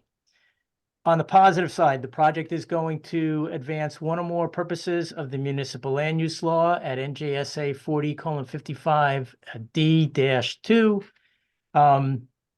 We're looking at purpose A, the promotion of the general welfare, because it delivers a permitted use and new housing stock that's in accordance with your housing element and your fair share plan. Additionally, we see the advancement of purpose G to provide for a variety of uses in appropriate locations according to the needs of all New Jersey citizens, because it does provide for that inclusionary, affordable housing component for persons of low and moderate income, which is an inherently beneficial use under our case law. Additionally, we see the planning benefit and the advancement of purpose M under the land use law to provide for efficient use of land, because it involves both redevelopment of previously disturbed land and puts underutilized, unconstrained land back into productive use. Additionally, we see the advancement of purpose I, the promotion of a desirable visual environment, because as you've seen, it involves high quality, highly attractive architecture, and then a very robust, comprehensive landscape package to help the built environment blend with the natural environment. Lastly, I will point out you have excellent commentary here through your environmental commission about energy conservation, and this project will advance that purpose in the land use law. That is a purpose in zoning, purpose J, to provide for conservation of energy resources, because it will utilize energy efficient appliances and systems and be energy compliant in accordance with your climate action plan and your green building environmental sustainability plan. That all goes towards the positives, and we think there's extreme weight here in the project as a whole, which is what the law tells us to look at. We counterbalance that with the impacts of the relief the applicant is seeking. Based on solid testimony on the record, experts sworn under oath, all relief can be granted without any substantially adverse impacts. Looking at them individually, the building height relief is not for exaggerated building height, but rather due to a drop in the grade. As I said, the actual building height complies. It relates to only one building in the rear. And we always look to the purposes of height control from a planning standpoint, none of which will be violated here. The added height will not contribute to additional population density or traffic. The added height will not block scenic views or create any negative shadow effects. and the added height will not give this site an unfair height advantage over other sites. And most importantly, will not create an obtrusive, imposing structure. That goes towards C2. I think the board may also find an element of C1 hardship here, given the fact that relief does relate to the land and that slope anomaly that presently exists. With respect to the relief for the number of stories, for all of the reasons given, it's a better zoning alternative, a much more pleasing aesthetic. It's not going to be perceivable as an extra story because it involves or appears as a roof. I talked about enhanced living space, not more units, the overall height complying, and that pitched roof, as I said, is more compatible with the residential character of the area. I talked about the townhouse solid to void ratio, meeting the planning intent for an attractive building, the sign setback for clear and safe site identification, and then those two de minimis exceptions. All said, we think the weight here squarely lands on the positive side with minimal, if any, impacts on the negative side. This project is going to deliver a permitted use in accordance with your underlying planning documents. Positives are significant, the impacts are minimal. Most importantly, the statutory criteria for all of the relief are met. And with that said, I think we can take this off the screen and approval is warranted. I do have a recent drone shot. We took one today if the board wants to see it, but I think the board well knows that this is a transforming area with new development.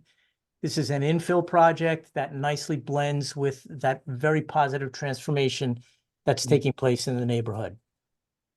And with that, Madam Chair, I'll pause. Thank you very much, Thank you, John. Mr. McDonough. Anything else, Mr. Tar, before we, No, we're ready for questions. Mr. Cohen? Thank you. First of all, before I share my questions with the architect, this is really that germane to the board, but since Daniel brought it up in his very opening comments, I just want to clarify, I was reviewing the original settlement agreement, and I believe that this project is responsible for the for installing and paying the entire access road. Daniel, you mentioned it being shared between you and Wynn. Do you want to clarify what you meant by that, or just agree that this project is responsible for the entire access road? Yeah, there's a little wing at the end that falls on Wynn's property that actually makes the connection. So that's why I mentioned it. But what we illustrated, like as you saw in the concept plan, would be the responsibility of the developer to build and pay for. Yes. Okay, just wanted to be clear on that. Thanks. For Mr. Green, the first question I have is, and I'm gonna, most of my questions are going to be focused on this solid to void ratio issue with the walls facing the connector road. Mr. Green, do you have a sense for why the provision in the ordinance was created that governs the ratio of solids to voids on this wall in relationship to the ratio of solids and voids of the front facing the greens? Do you know why? Do you have a sense of why it was written that way? I don't know the exact reasons behind it, but I have the sense that the intent of that was that you didn't want a developer or builder coming in and simply just mistreating the ends of the buildings, especially the fact that that is a high visibility location.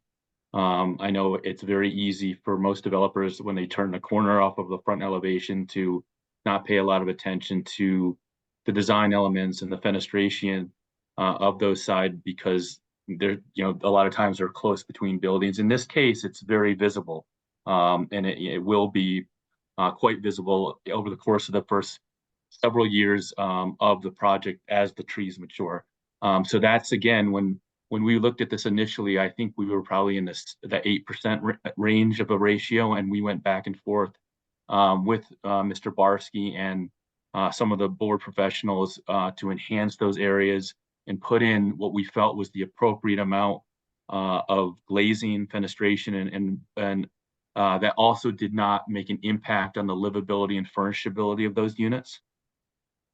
And it just happened that the ratio ended up being a little less than half of the courtyard. And I think one of the very good points that was brought up by one of my colleagues this week when we were preparing for this is that, to make this work where we sort of feel like we've maxed out the end of that building on the access road, we would have to actually go back and remove windows from the courtyard elevation to move that ratio down into the teens. And we think that would have a severely adverse effect on the look and feel as Mr. McDonough described.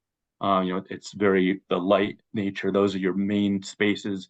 Those are the spaces that you want to look down onto that greenway. So I think that the idea that there's there is a large variation between the two is acceptable in my mind, because that's where you want the emphasis. And I don't think there's any neglect being paid to that end of the building that's in a high visibility location. Okay, so I'll just respond by saying it would have been peculiar for us to say that you have to have the same amount of openings on the side as you have on the front if we weren't trying to achieve something similar on the side as what's being achieved on the front. Okay, I mean, the relationship was set up in the ordinance to try and say that the side that was facing the road should feel like a front. And with that, I'd like to bring that image up again. If somebody can share that page that shows that side elevation. Yeah, if I could just add a recent experience that I had in a job that we just entitled in Asbury Park.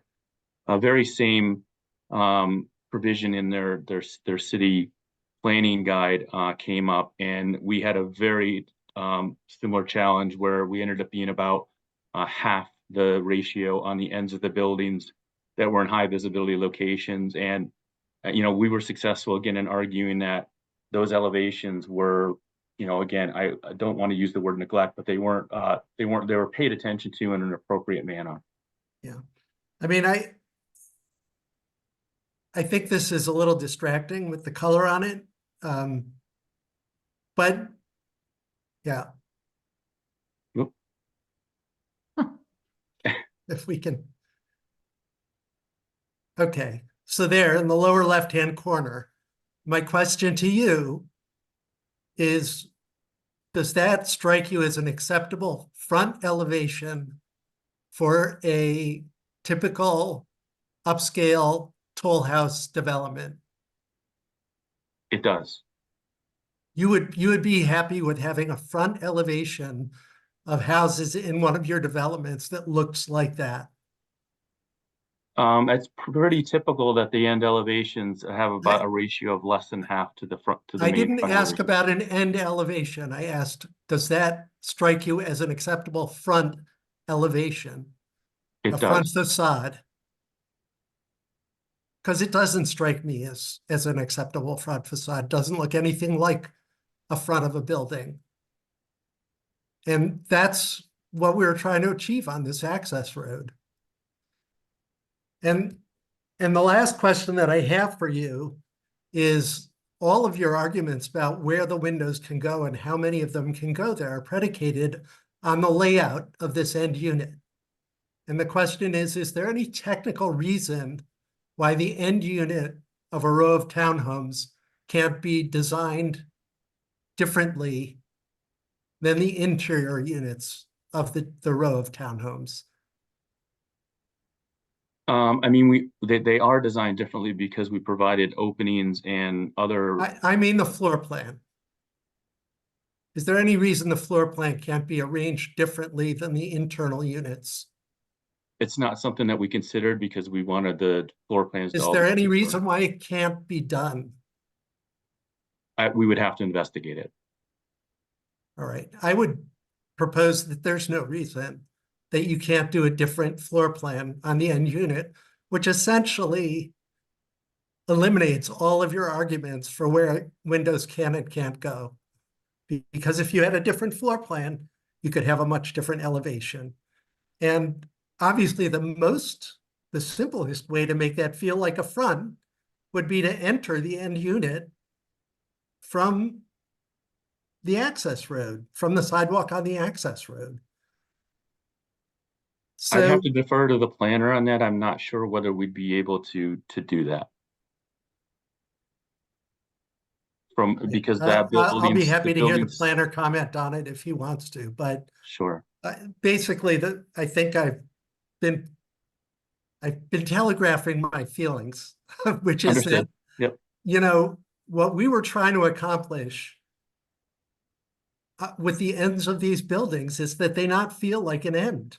And that as you traverse this road, that you would feel like these buildings were addressing you, whether you lived in these townhomes or you were just passing by them, that you would not feel like you were on a street where all the houses were turning their side to the street.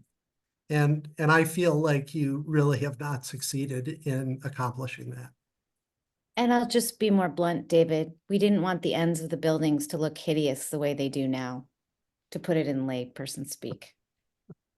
And if I may jump in, I don't understand Mr. Green's testimony at all. You made no effort to design the interior so you could meet the solids and void ratio. And then you argue you can't meet the solid and void ratio because of the interior. It's clearly a self-created hardship. Yep.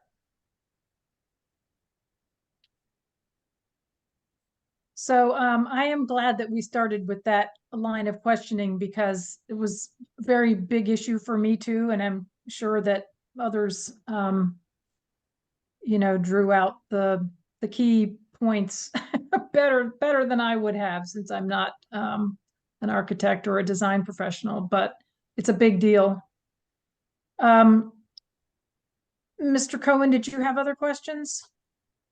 No, that was basically it. Okay.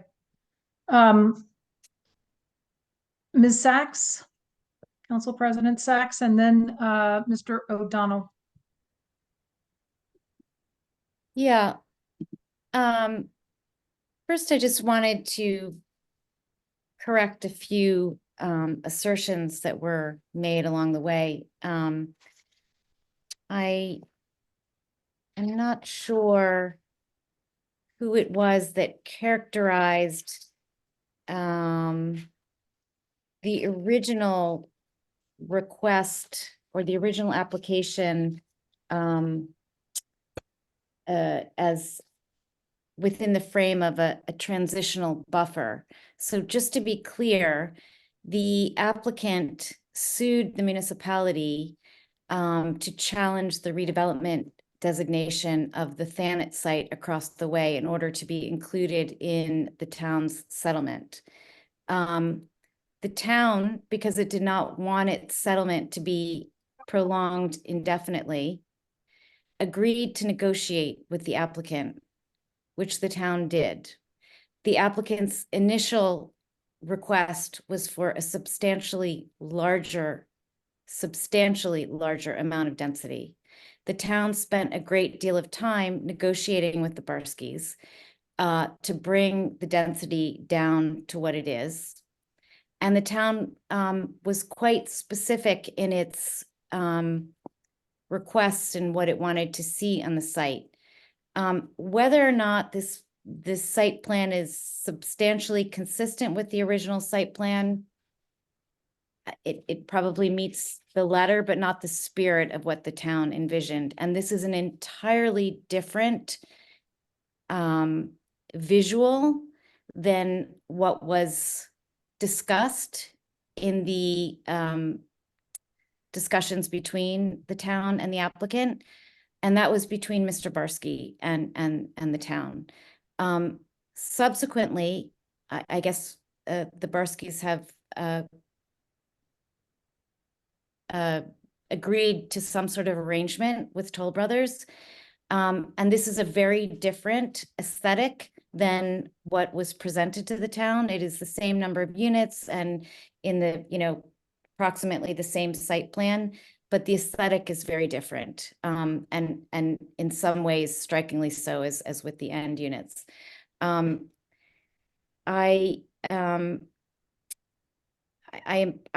the applicant referenced the situation with some of the other developments nearby. And the town also spent a great deal of time discussing the applications with the other with the other projects in the shopping center area. And those applicants went to great lengths to try to accommodate what the town was interested in seeing. I don't believe we have heard it all from Toll Brothers. We just heard through the grapevine that they had become, I guess, some sort of a contract purchaser or are involved with this. I don't think there has been any time spent by Toll Brothers to try to understand what the town is doing in this area. And so it's not really, I think, helpful or appropriate to contrast or compare this situation with the very helpful and robust discussions that have taken place between the town and the other applicants and projects that are going on in this site. So I just wanted to say that I'm very troubled with how we find ourselves at where we are tonight. I think also that the front affordable units look much cheaper and more generic than what was originally presented. I have questions about the overall. I realize that the site plan is different than the architectural aesthetic, but this is a different architect and a totally different aesthetic than what was originally presented in the discussions with the town. Whether, as I said, it meets the letter of what was agreed upon. Obviously it doesn't, because you're requesting 3 variances. And I have to say, personally, I'm not inclined to grant those variances given how we've gotten to where we are now, which doesn't inspire trust. But I will say, Mr. McDonough, that you're one of the most articulate planners we've had before this board, and you've slightly moved the needle in my thinking than where I started.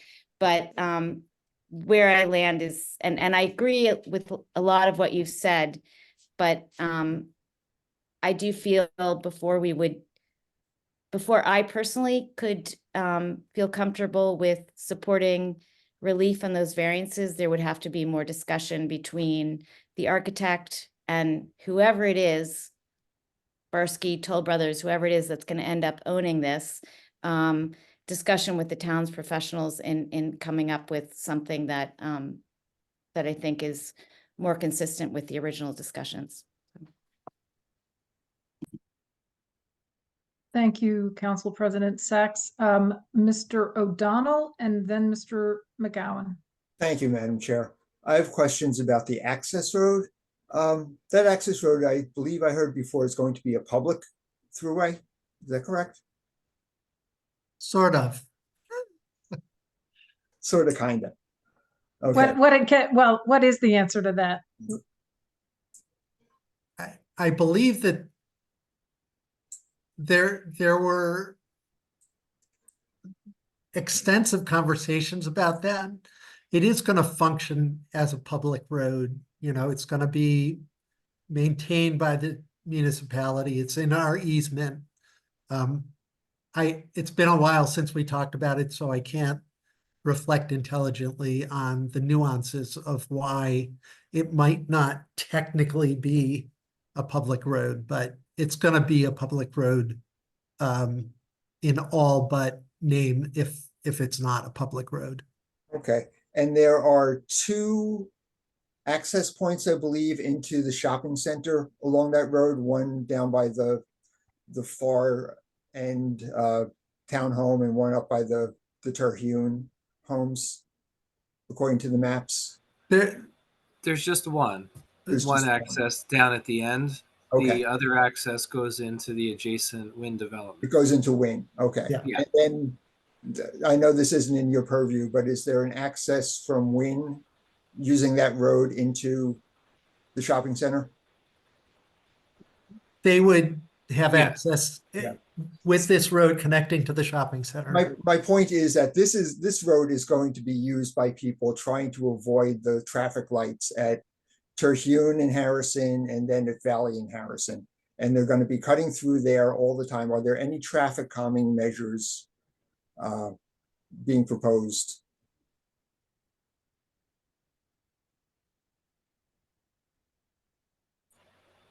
I don't Who's the know right if person to, go ahead, Mr. maybe Miller. I can just chime in and say I believe there is a raised area for a crosswalk as part of the road design for the wind development that was approved, but maybe Mr. Weissman has additional comments on that, perhaps. I'm not sure.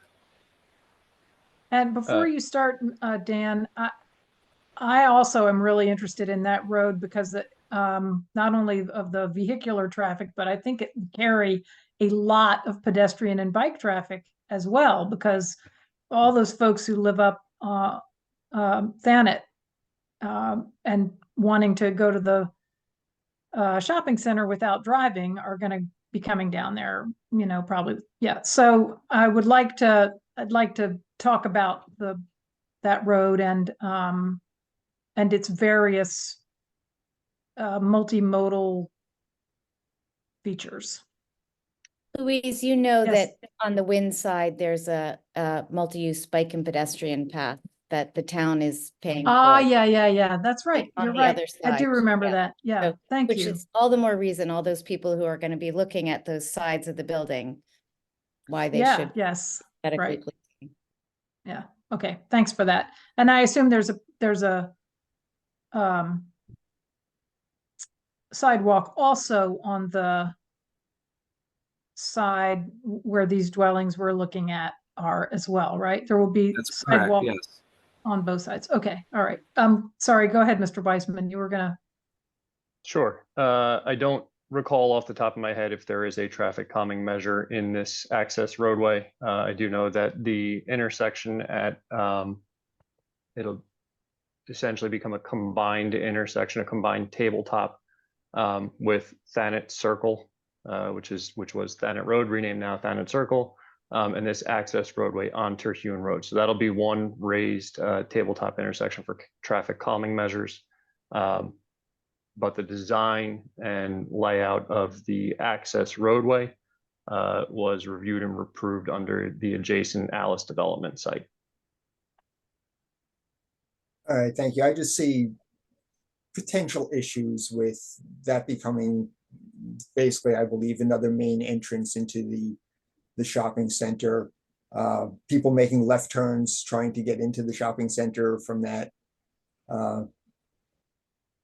area, heading towards Harrison Street and not wanting to stop at the light and making a left turn into there. And also people coming across from Thanet with cars or with bicycles, cutting straight across. I just think that's needs to be considered. I do too, and I don't know whether or not we're in a position to do this tonight. And we'll take a break pretty soon here. But I think it would be a good idea to look at the various road improvements that are being made on Terhune in the vicinity. They were referenced in a couple of the memos, I think, and it would just be good to understand, what it's supposed to look like when all of the improvements have been made and how the traffic turning movements will work and all of that. I understand the intersection is still under design. So I don't Okay. think the design of that is finalized at this point. Oh, I'm sorry. I thought that it had been. Mr. McGowan and Mr. Lesko, and then once their questions are asked and answered, we can continue with questioning, but I want to take a break after Mr. Lesko has a chance to ask questions. Go ahead, Alvin. Just a few questions about the affordable units. One, they're going to be rental units, I assume. Second, But can you, for the record, Alvin, why don't we have Mr. Barsky just respond to that, Okay. Let's let Mr. Green do that. or somebody? From Okay. Toll, Mr. Green. Yeah, we have not decided whether they're going to be rental or for sale units. Oh. I Okay. actually thought I heard somebody say early on that they were gonna be for sale units, unlike the affordable dwelling. in the I had, vicinity. Yeah. I had two, not tonight, but I had heard some things that was going to be the case too. But not Yeah, tonight. I just heard that townhomes were going to be market units, but not necessarily. That was what was represented to the town, that they would be for sale, but I don't think that was, in writing as an. Yeah, if I could market interject. the market units under this proposal will be for sale. Hmm. Specifically to the affordable units, that wasn't part of the settlement agreement, whether they are for rent or for sale, but probably Toll Brothers may be interested in either route and haven't committed yet, and we don't know what the feeling of Mr. the. Green wants Daniel, to if I- comment, Daniel. Yeah, Daniel, if I may, I get indications from my operations team that they will be for sale. They will be for sale. That's correct. Okay. Is that viable? Well, Generally, but they're this, not viable at all as for sale units, affordable units. They rarely get bought. And then they wind up being rental units. well, yeah, and if I can add to that, at least two of those units are going to have to be very low income units. Yeah. And if that's the case, I don't believe that the income can support what I call home ownership. So Mhm. that was one of the reasons for me asking. Yeah. The other thing, the other question is, for the record, what are the size of the affordable units in both the buildings? The square footage. That's the second question. The third question is, when this is all built, is this all going to be managed by the residents? So they're essentially going to be a homeowners association. If that is the case, is that also going to include, well, we don't know whether they're going to be rental or well, if they're going to be home ownership units, that's fine. Are they going to be included? And, have you thought about that? What that's going to mean? So those are my questions, if anybody cares to answer them. Yeah, I can take on the second question about square footage. They range in square footage in the one building from 900, if I'm reading this correctly, 973 square feet to about a little over 1,300 square feet. In the second building, they range from about 827 square feet to a little over 1,300 square feet as well. Again, a variety of 1, 2, and 3 bedroom units.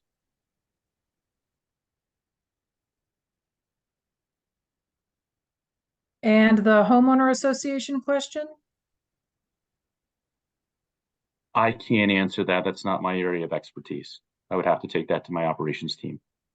And I'm just going to jump in. Sorry, Justin. It's very relevant because I know another thing that was part of our negotiated agreement was that the whoever is the owner would maintain the buffer, and we had negotiated the maximum possible vegetated buffer. And part of the agreement is that the homeowners association or whoever it is that owns this property will maintain that buffer in perpetuity. And so to Alvin's point, who would be maintaining that buffer?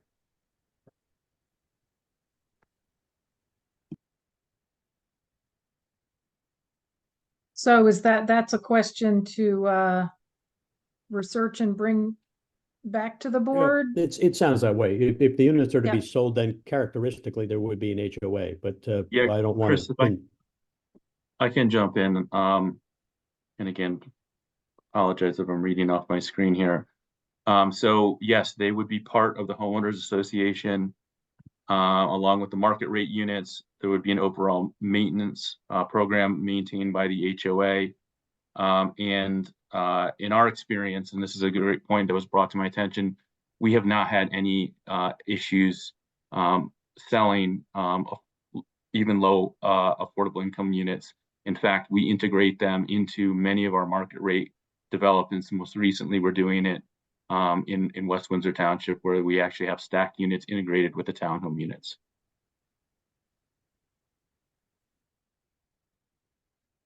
Okay. Mr. Lesko, Yes, thank you, Madam Chair. And this wasn't going to be my comment, but it seems like it might make sense if we bring in whoever from Toll is answering these to testify. Would that be possible? I guess that's a question, Mr. Green or Mr. Barsky. And it would be helpful to know what the arrangement is exactly. Yeah. What arrangement specifically?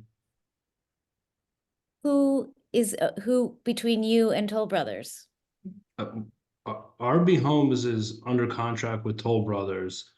Part of our arrangement is that RB Homes bring a fully approved plan based on the zoning and concept plan that was approved back a couple of years ago. You know, I know there's been a lot of discussion, and I've had discussions with some of the board members specifically about certain items. I'd just like to clarify a couple of things. The affordable units, the 6 affordable units that are designed to look like 2 single-family homes, were very specifically designed to the detail plus floor plans as part of the settlement agreement. They were designed by a local architect who has a lot of experience designing affordable units. That's mostly what he does. We followed exactly what was on the concept plan. Regarding the townhome units, we never proposed any elevations. And at the time, we did agree to have the townhouse facade fenestrations equal the front to the side to be the same proportion. However, as we were designing them, and even prior to Toll jumping in, it was not possible.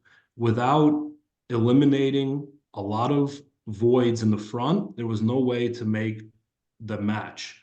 And personally, from our side, we didn't think it was the intent from the governing body to have the fronts look worse, so just so that they can match the side. Again, they're townhomes. They're 23, they're 24 feet wide. You need room for stairwells. You need room for kitchen cabinets. You need room for closets. You need room for bathrooms. And unfortunately, you can't put that stuff in the center of the unit. I'm sure you guys understand that. You need corridors, you need ways to access and get around. I did ask Toll at some point to make revisions because they didn't look the way that you see them now. And Toll did add some features. They added some windows, but there was no way that we could make the front match the side fenestrations. It's just not possible. Whether it was Toll or whether I designed them myself with my father Roman, it's not possible to do in a 23-foot wide townhome. With that said, you know, Toll proposed some aesthetic changes, and I asked my engineer Jim to do more street-facing trees and more landscape buffering around those side elevations so that there would be some buffer to that. I asked Toll to make as many improvements as they could, and that's what they came back with. That's how we ended up here with the townhouse side fenestrations. I also like to add that when we were in settlement, there was a lot of excitement about these units being for sale. The town has, yes, a lot of units going on, but they're all for rent. These people aren't going to be a part of our community. They have no real interest in any significant contribution here. These are going to be actual market units that the town needs. Market units people can buy. And I'm a local developer. I know they're missing. And the affordable units, yeah, they're all for rent, but it would be nice to provide some opportunities for sale. And according to Toll Brothers, they've been able to do that in West Windsor. So I don't see that as a significant issue. I just want to confirm that that's accurate. Sure. The town was pleased that these are going to be for sale as opposed to the rest of our settlement units, which are all rentals. And we also did discuss that these would be in some way administered by, and I believe our affordable housing attorney felt that the towns, we do already have a program with for sale units, and it was envisioned, although not formally agreed upon, that the town would be a participant in the affordable for sale units. And I think we did, to be fair, see that was a positive, because we like to promote homeownership at a you know, an affordable price point where possible. So even though we hadn't worked out the details, the town did see that as something that we mutually wanted to strive for, and that would benefit us and the residents in those units. So when we came together with Toll, and you know, Toll's business model is to build and sell. It's not Avalon Bay to hold hundreds and hundreds of rental units with, I don't want to call people transient, but people that go in and out. We thought this was a good fit. The site is really constrained. I mean, we came to a settlement agreement 4 years ago. We're here now in front of you because it was such a difficulty to even get to this point. We have a couple variances, and it seems like the big one is the facade fenestration. Like I said, I mean, we gave it an effort. It's not like we totally neglected it. We had discussions with Toll, and we told Toll, and Toll understands the intent of that was to make those side units appealing.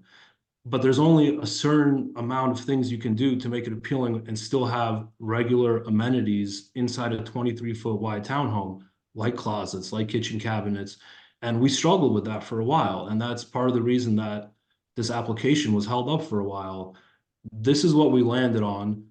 You know, even if we're to revisit it, I mean, I can pull up the slide again. I can maybe add in another window so that there's no wall space in the family room, but I'm not quite certain how else to, you know, reach the intent of the planning board. And I'm happy to hear some productive feedback so that we can get over that hump, if that's like the real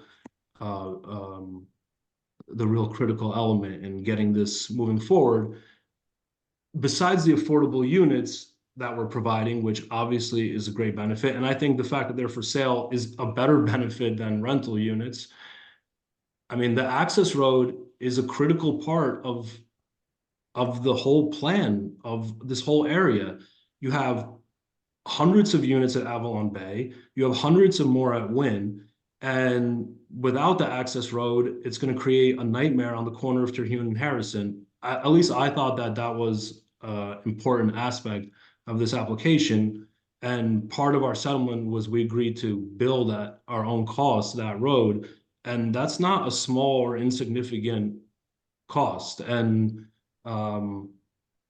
again, going to what John McDonough testified to, our planner, that we think that the positive items and all the criterias of this application outweigh all the negatives.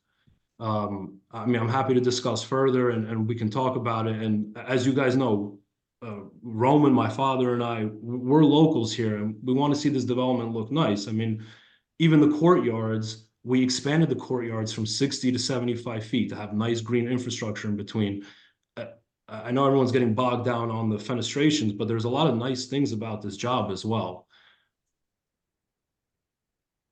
Thanks, Mr. Barsky. Mr. Lesko, and then before we go back to you, David, I think it would be good to take a break. Justin? Yes, thank you, Madam Chair. I just wanted to respond to Owen's questions before about traffic calming. The site plan does show one raised crosswalk, which, you know, effectively serves as a big bump, not a speed bump, but a big bump. And there are also parallel parking spaces on the east side of it. And studies have proven that parallel parking spaces actually slow down cars and prevent crashes, excuse me. And Street trees too. serious injury, street trees as well. I haven't had a chance to check the Alice application to see if there's street trees on that other side. But I think generally speaking, this access road is not built to be able to go 50 or 40 and cut through that way to the shopping center. But it certainly would be something that if you're coming from Witherspoon Street and you're going to Ace Hardware, you might take this road. If you're going to Lily Pies, you might take the Valley entrance. And kind of similar to what Daniel had said, I think the inclusion of the road and the ability for people to use it is more of a benefit than necessarily a concern with the new tenants coming, Thanet Circle, Wind Development, and elsewhere. And I'm sorry, David, but and Louisa, just to answer your question, actually, it was the town that pushed for the cut through to go through to the shopping center, because in our discussions with Edens, a big issue with the economic viability with the shopping center has been their inability to activate the back space. That has been a major theme of our discussions with Edens. And the feeling was that this road would help to activate and economically, be an economically productive factor with the back portion. But also, ultimately, it's our hope that we will have a means of egress out the back of the Thanet site. But in the meantime, all of the traffic is basically being backed up by that light. And the hope was that this would be a bit of a capillary. Thank you. Yeah. So actually, I'm all for it. Just to be fair, I'm telegraph. There are a lot of things I'm not happy about this application, but I will just say that the town spent more time on this road than on all of the other sites combined. And we do believe that the road is a benefit. And I know it's the payment arrangement or between Wynn and whoever it is, Barsky, Toll Brothers, whatever, that's something that I think should be nailed down before we reach any final conclusions on this. But I just to be fair, the town really pushed for that road and for the cut through. And David, that's a Freudian slip. If I've ever heard one, Mia. And also, just if I remember correctly, the issue is that most of the road will be public, but it's hard to define. There's a portion where the road meets the shopping center, and that's where the definition of what the road is or isn't gets complicated. And that's a really important connection point, something else to explore to the extent that we can. So it's 9:19 right now. Let's take a break and convene at 9:29 or 9:30. But please be punctual on when you come back so that we can hit the ground running. Okay, thanks. They just say,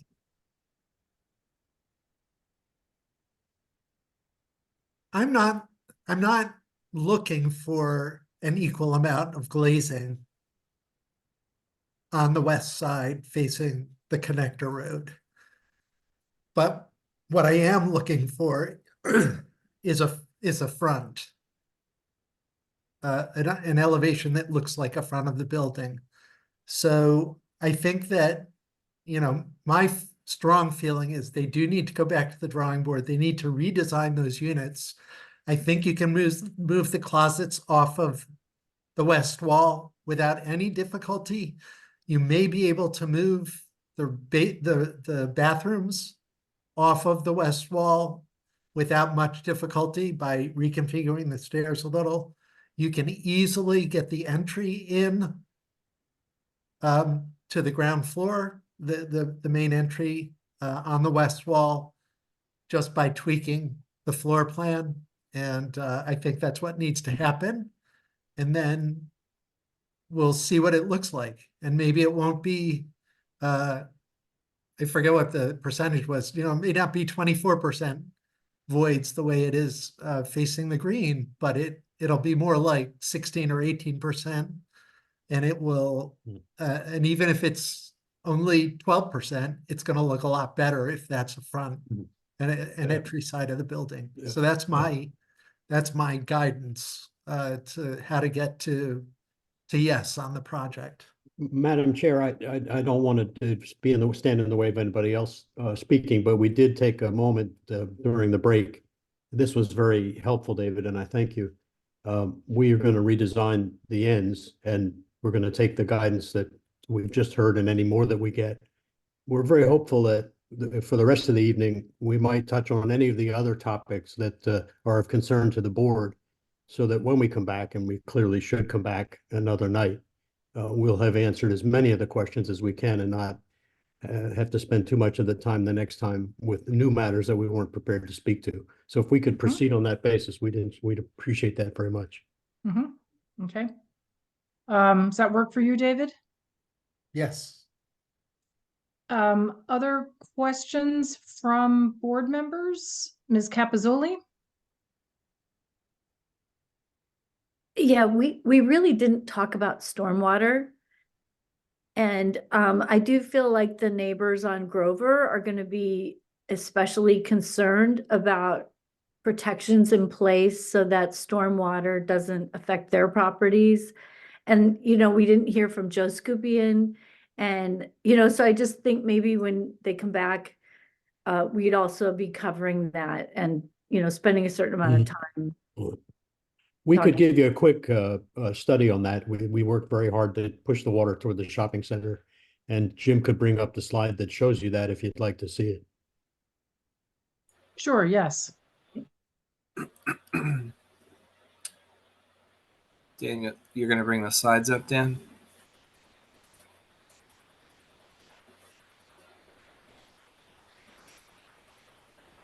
Are you talking to Mr. Weissman? No, here it is. No, Dan Barsky with the slides. Oh, okay, right. Sorry. Go ahead. Go to the utility plan. Down. One more.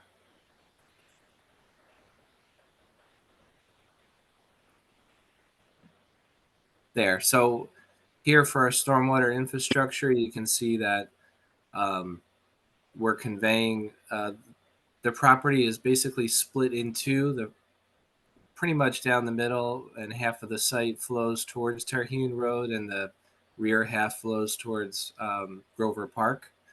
And all of those drainage flow patterns will be maintained. You can see in red our underground stormwater pipe that connects the rain garden bioretention areas in the courtyards, as well as the pervious pavement areas, and conveys all of that water to the rear the way that it flows today. And additionally, we do have swales on the grading plan, which prevents any water from migrating from our site onto the neighbors on Grover. So there's a swale that conveys water from left to right. We do have a grading plan, Dan, in the slide deck, if you want to scroll all the way down to that.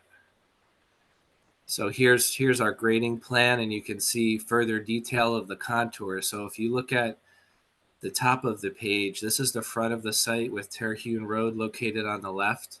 You can see that our grading is appropriate such that water would be conveyed left to right along that property line within that side yard setback and not directly onto adjacent property owners.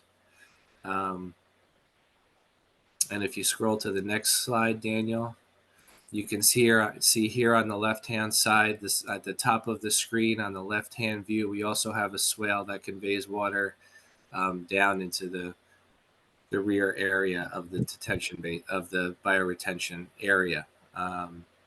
So we went through great lengths. We have 6 green infrastructure bioretention systems, 3 are bioretention and 3 pervious pavement. to reduce the amount of the flows, the reductions are substantial and they far outweigh the required reductions from a flow standpoint, as required by the regulations. And we did go through this in great detail with Mr. Scupian, who did prepare a letter just reviewing our plan, and indicated that we met the municipal requirements. And certainly, as a condition of the approval, as requested, we'll provide a detailed operation and maintenance manual for the various systems here on the property. Mr. Muller, these are supplemental slides marked number 45 and 46. They're not among the 41 that we showed before the break. Okay. Yeah, and just to add to this, in more layman's terms, Jim Kamalak and I, along with the help of Dan Weissman and Scupian, we spent a lot of time and care with the stormwater. I know that's just a very general overview, but we really put a lot of work into the stormwater to make sure that it works. Yeah, I just, if I may, I'm sorry.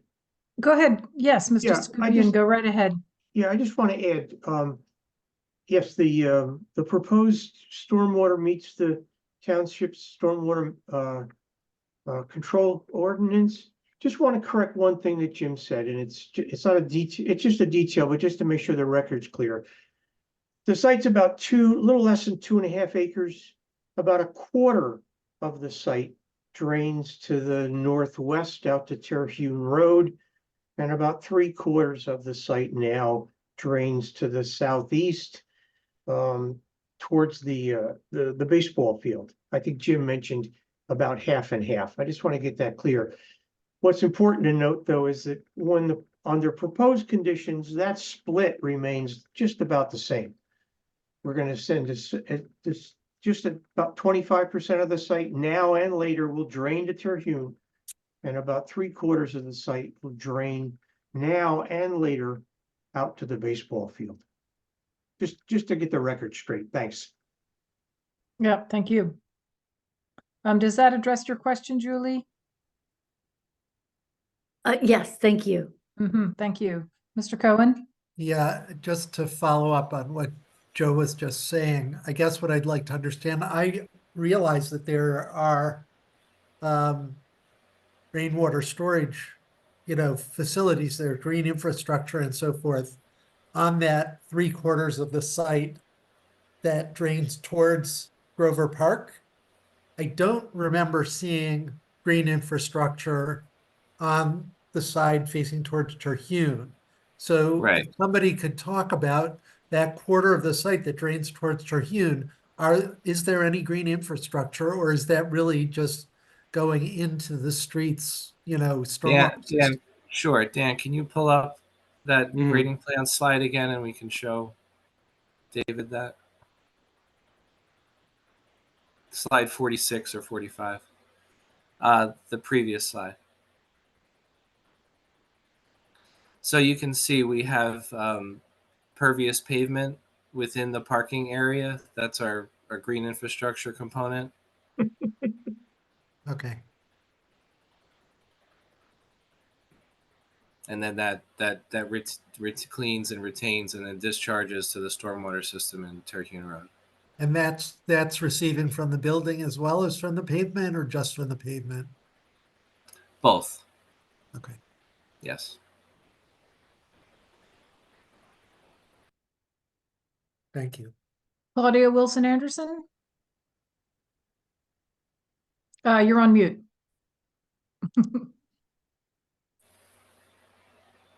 Thank you. I have several questions. One relates, since this is a multifamily project and it's not single family like Edel Farms is, when you have an HOA, how does management and maintenance relate to the tenants that are there, whether they own or they rent? How is that taken care of? You're not going to have a local manager on site. And how is it handled, and how does it impact the neighbors that are on Grover as it relates to the fence and fence management, garbage, noise, lights, etc.? I think this is one of those categories that we've heard now from several of you that you'd like details on how the HOA would operate. And we'll bring that back the next time with an expert with a witness from Toll to explain how they do it. And I'm specifically also concerned about the fence. I'm assuming this is a white vinyl fence that tends to get moldy, and you've got the houses on Grover who have some tree coverage. It looks like between their houses and the fence, but the landscaping that's being provided on your landscape plan is inside of the fence. So what the outside of the fence will look like and how that would be maintained. On the second questions, I've heard nothing about ADA. Is there any concept here that's either required by law or that is a nod to any kind of ADA or accessibility on sidewalks or any of the apartments? Mr. Green, did I see you raise your hand there? Yes, I can answer that. The townhomes are not accessible. They don't have elevators and are required to be accessible. The lower level single story units within the affordable units are accessible, and there is an accessible parking space provided in the area behind those units. Of the 6 units, are they all accessible or some are? Some are. Okay. Again, they don't have elevator service, so the multi-story units, only the ground floor level of the multi-story unit, or if it's a single story unit, would need to be required to be accessible under the core regulations under the state law. And the last thing is I would like to see at some point, if we get to that point, a restriction on the use of those 2 rooms.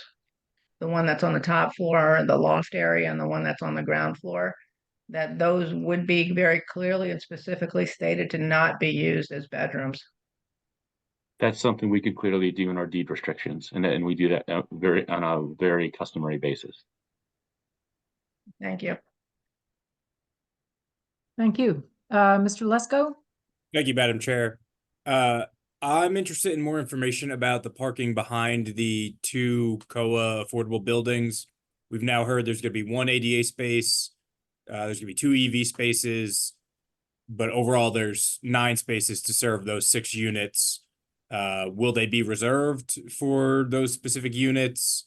What's to prevent, will anyone be able to use the EV space, the 2 EV spaces, and what's to prevent, someone in the townhome from having friends come over and they use those spaces and a person that comes home can't use the space behind their home? Yeah, so all 9 of those spaces are reserved use for those affordable units. And likely the way to indicate that is with a sign, probably during compliance, we can indicate a sign that labels the spaces and that indicates that that's for those spaces only. That's not for guests or guest parking or charging. Excellent, thanks. Well, how would that be enforced? Would there be some kind of permit that's issued for the affordable units that they could place on their car, indicating that they're entitled to use those spaces?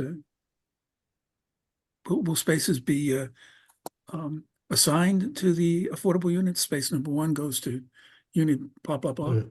I think we'll bring that back, Jerry. I mean, it's all good. The comment from staff was, how do we assure that the 9 are available only to the affordables? But we'll take it a next step and indicate how they're going to be allocated. That's great. Thanks. Unless Jeremy, you've got a comment now, or we could bring it back next time. Not on that, but I would like to double back on Ms. Anderson's question. 4 of the 6 units are accessible on the first floor, at the first floor level. Thank you.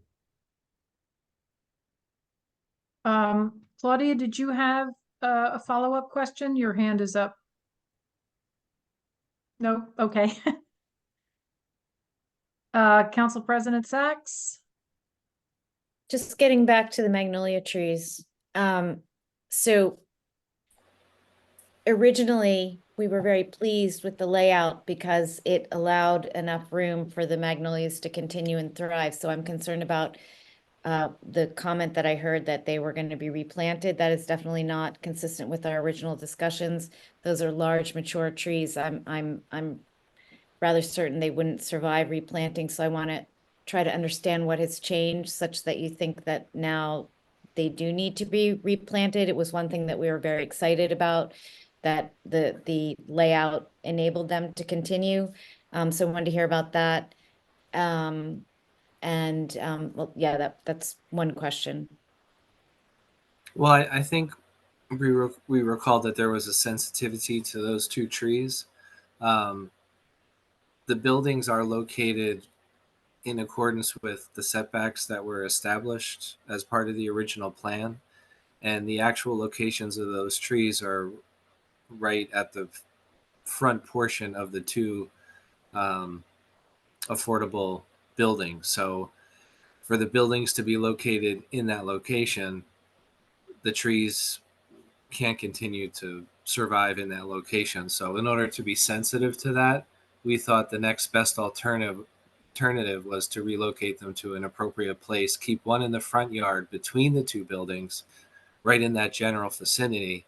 And then the second one we had in front of building number 1 in the front yard. But there is a conflict there, and even to stay outside of the drip line of those trees, if they were to be maintained, it would push significantly into those front affordable buildings. And as you can see on the site, we're constrained with our building area, our parking area, et cetera, as you go back into the site. So again, on this issue, Dan Dobromelski is here, and Jim, and for that matter, John McDonough. We've got 3 landscape capable folks. If we could come back with testimony about their ability to relocate those 2 trees and assure their continued vitality, we'd like to bring that information back to the board. Okay. And also, because I'm quite sure, I know that originally the representation was that they could remain in place. So if you could just go back and check what might have changed such that now you feel they can't remain in place, or maybe someone misunderstood early on and thought that they could, but you know. I just wanted to suggest a theory on that, which I think it was Jim who mentioned an increase in the width of the green spaces from 60 feet to 75 feet. And I wonder if that sort of pushed the front buildings closer to Terhune. We can take a look at that, David, but I do think that we're consistent with the front yard setbacks that were established originally. So let's just look into that, but I don't think we changed the front very much from the original concept. But like I say, we know there's a sensitivity to it. So then when we saw that there was a conflict, we tried to do the next best thing and keep it in the same area and work to relocate them. So, you know, we can come back with a plan for that and give you a little bit more clarity, since we understand that it is important. And they're also not being maintained optimally at present. It doesn't seem like there's a great deal of care being given to them. So we'd appreciate if you could tend to that as well. Other questions from board members? I have a few, but I don't want to jump ahead of anybody. Okay, I'm not seeing any other hands go up. I will express my opinion that I really hope at the end of the day we have something other than a white plastic fence between this project and the neighbors. I think cedar would be a way better option.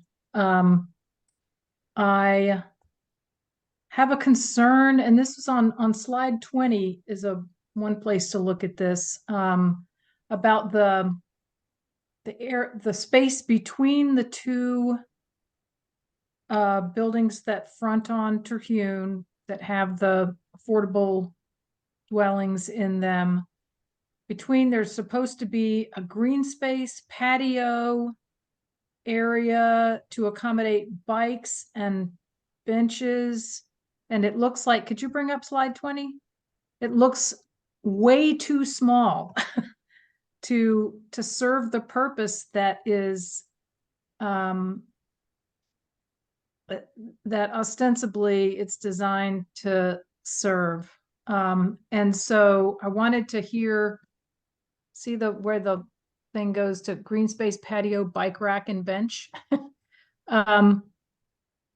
Because the people who are in those affordable units, where do this relates to that question, where do they go to be outdoors? I mean, where is you have these wonderful courtyard spaces between the townhomes, but I don't see anything in any way comparable to that the folks in the affordable dwellings have access to. So I'm curious about how you envision the front yard. I think there was, I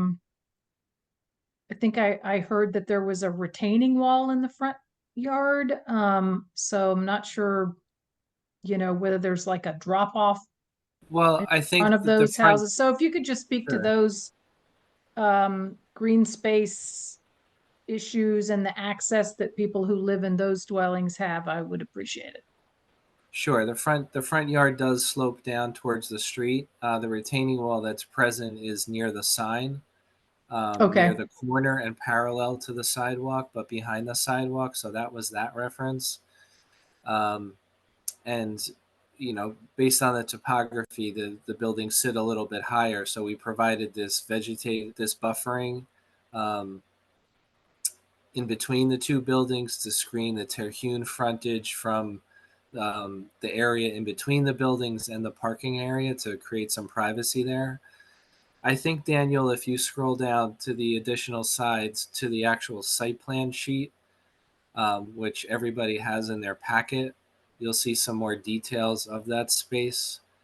And here the landscaping is not located on there, but you can see that we sort of expanded the hardscaping in and around that area where the tree is.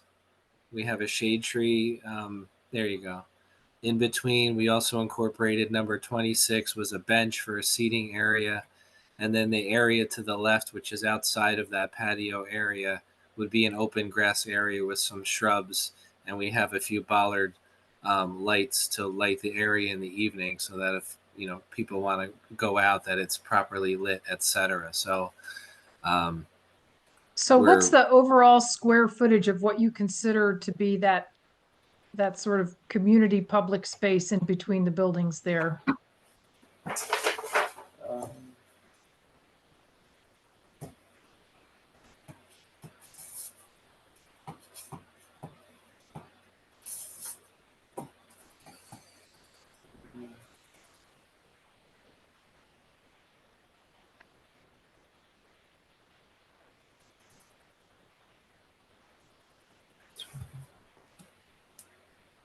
Just give me 1 second here. Mm-hmm.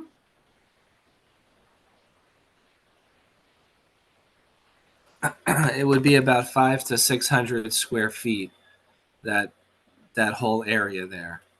The open space, you can see it's 20 feet wide, and then it extends, longer laterally. So 500 to 600 square 5 feet. or 30 feet.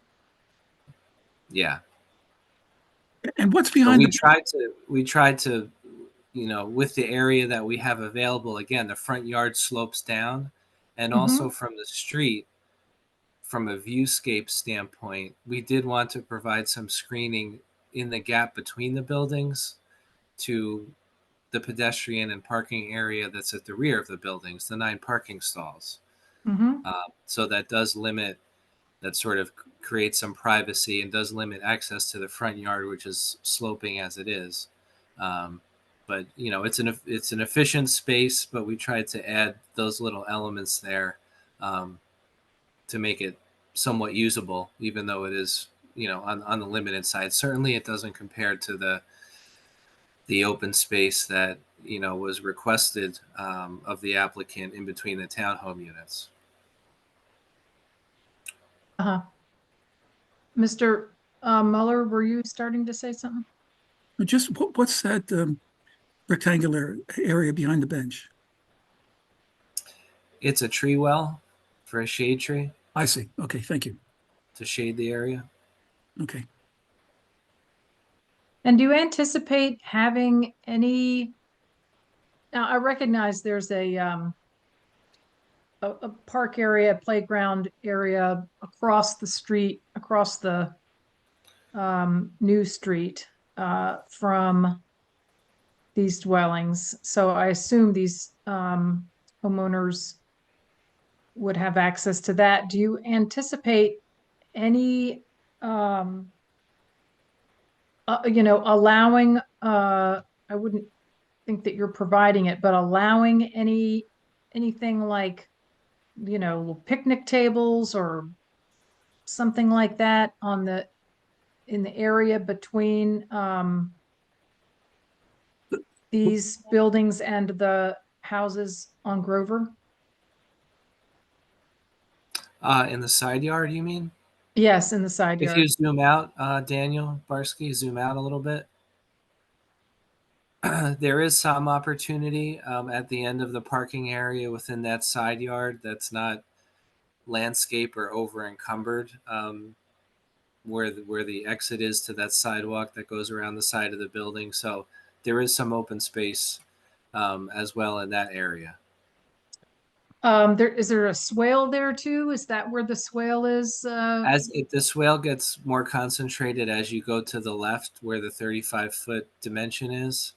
But I still think at the end of the parking area, there is some open area that potentially could be used. There is a beautiful park right across the street too. Yes, I know. I did. Yeah. Well, and there's also Grover Park. I mean, there are park opportunities. I know. I just, yeah. Mr. Green and then Ms. Wilson Anderson again. Yeah, thank you. I just wanted to piggyback on Jim's testimony. If Daniel, if you could go to slide 30 and then 32, I did want to indicate that we actually, the two ground floor units, slide 30 and 32, they're the architectural slides. Daniel? Give me 1 second. No problem.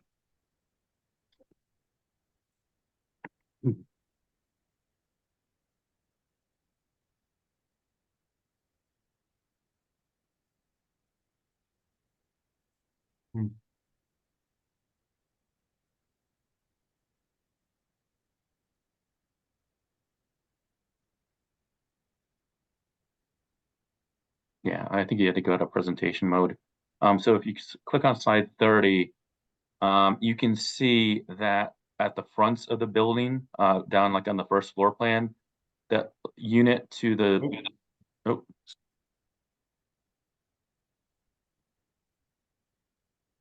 Get some Dramamine. Sorry.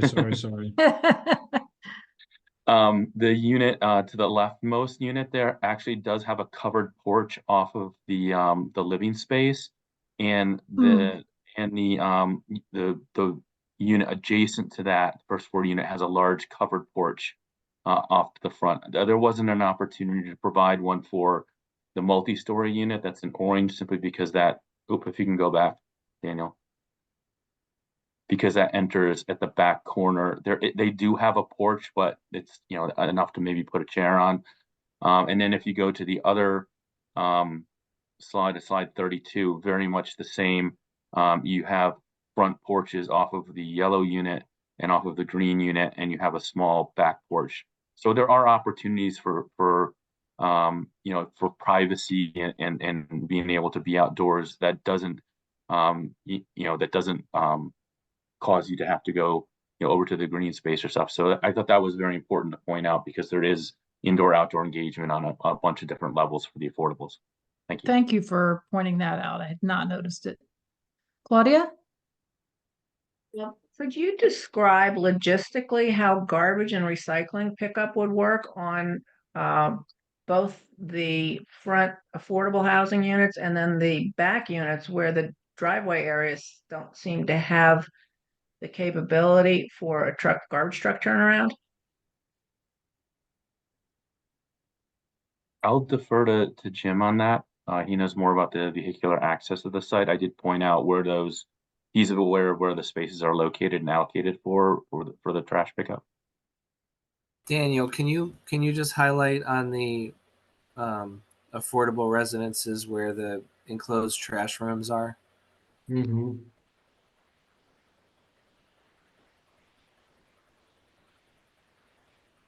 So they're enclosed rooms that you would enter with a door, so we don't have any outdoor trash enclosures, exterior to the building for the affordables. And if you go back to the site plan, Daniel, the overall site plan sheet,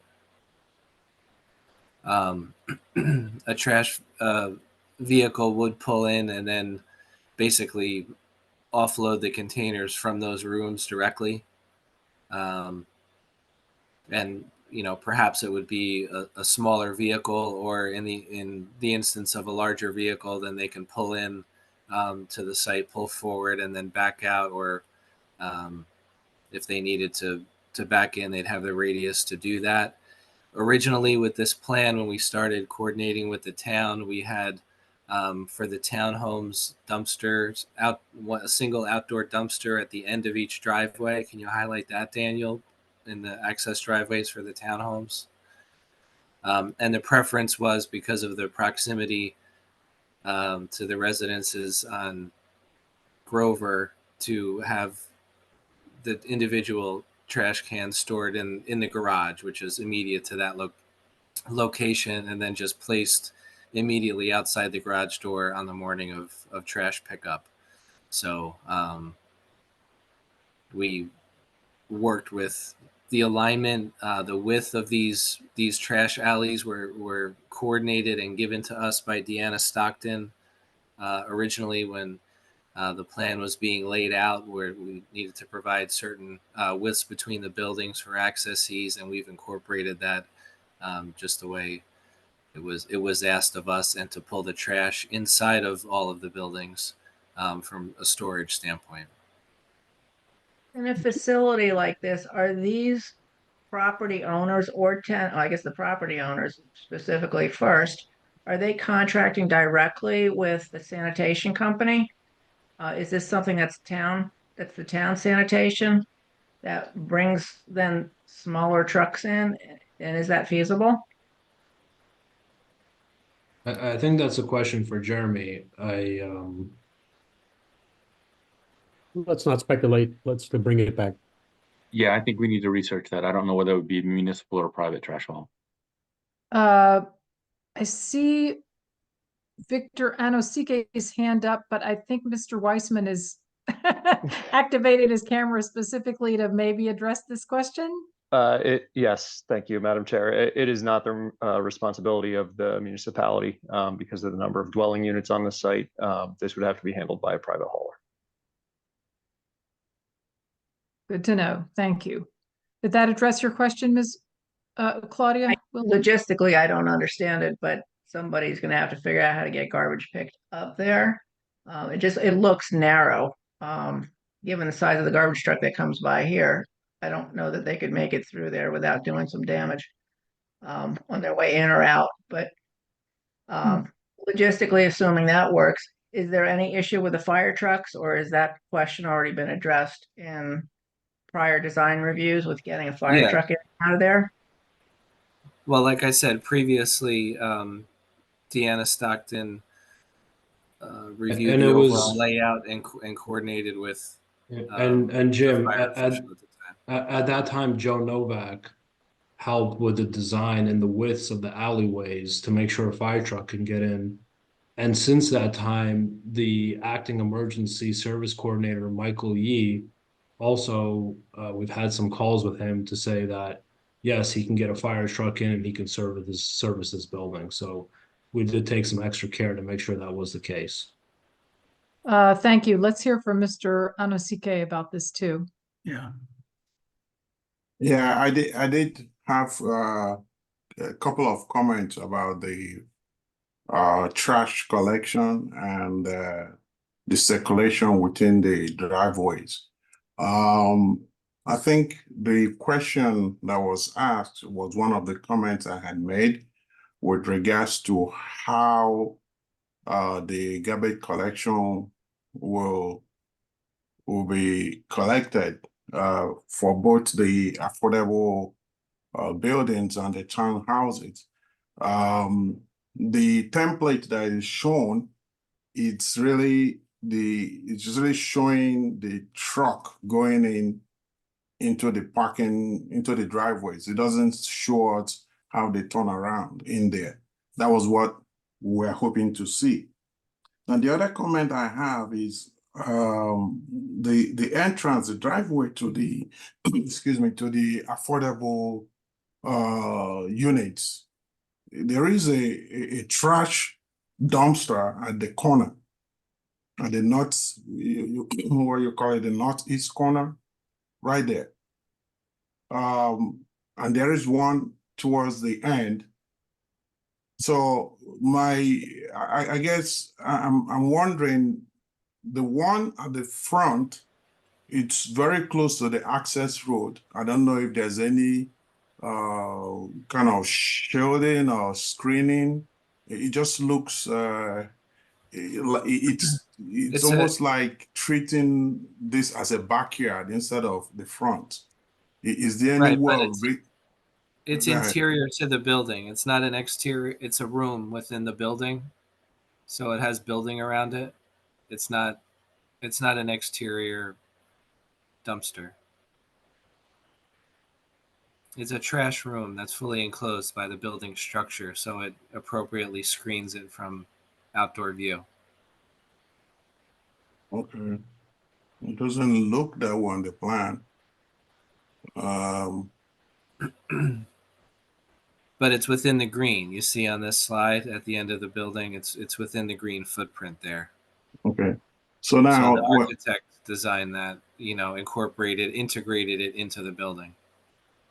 okay, so now when the garbage truck or the pickup truck, whatever you decide that will be doing the collection, when they get there, they will have to go inside the building to roll out the garbage cans? Yes, that's correct. And it'll be a private hauler, so the HOA can coordinate the details with their private hauler in terms of the mechanism and the operation of how they do that under that contract.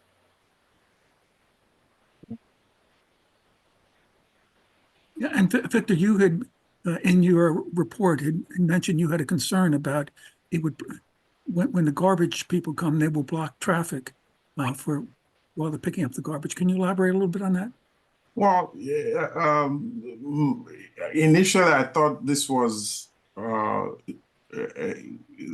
was an access to the driveway to these dumpster.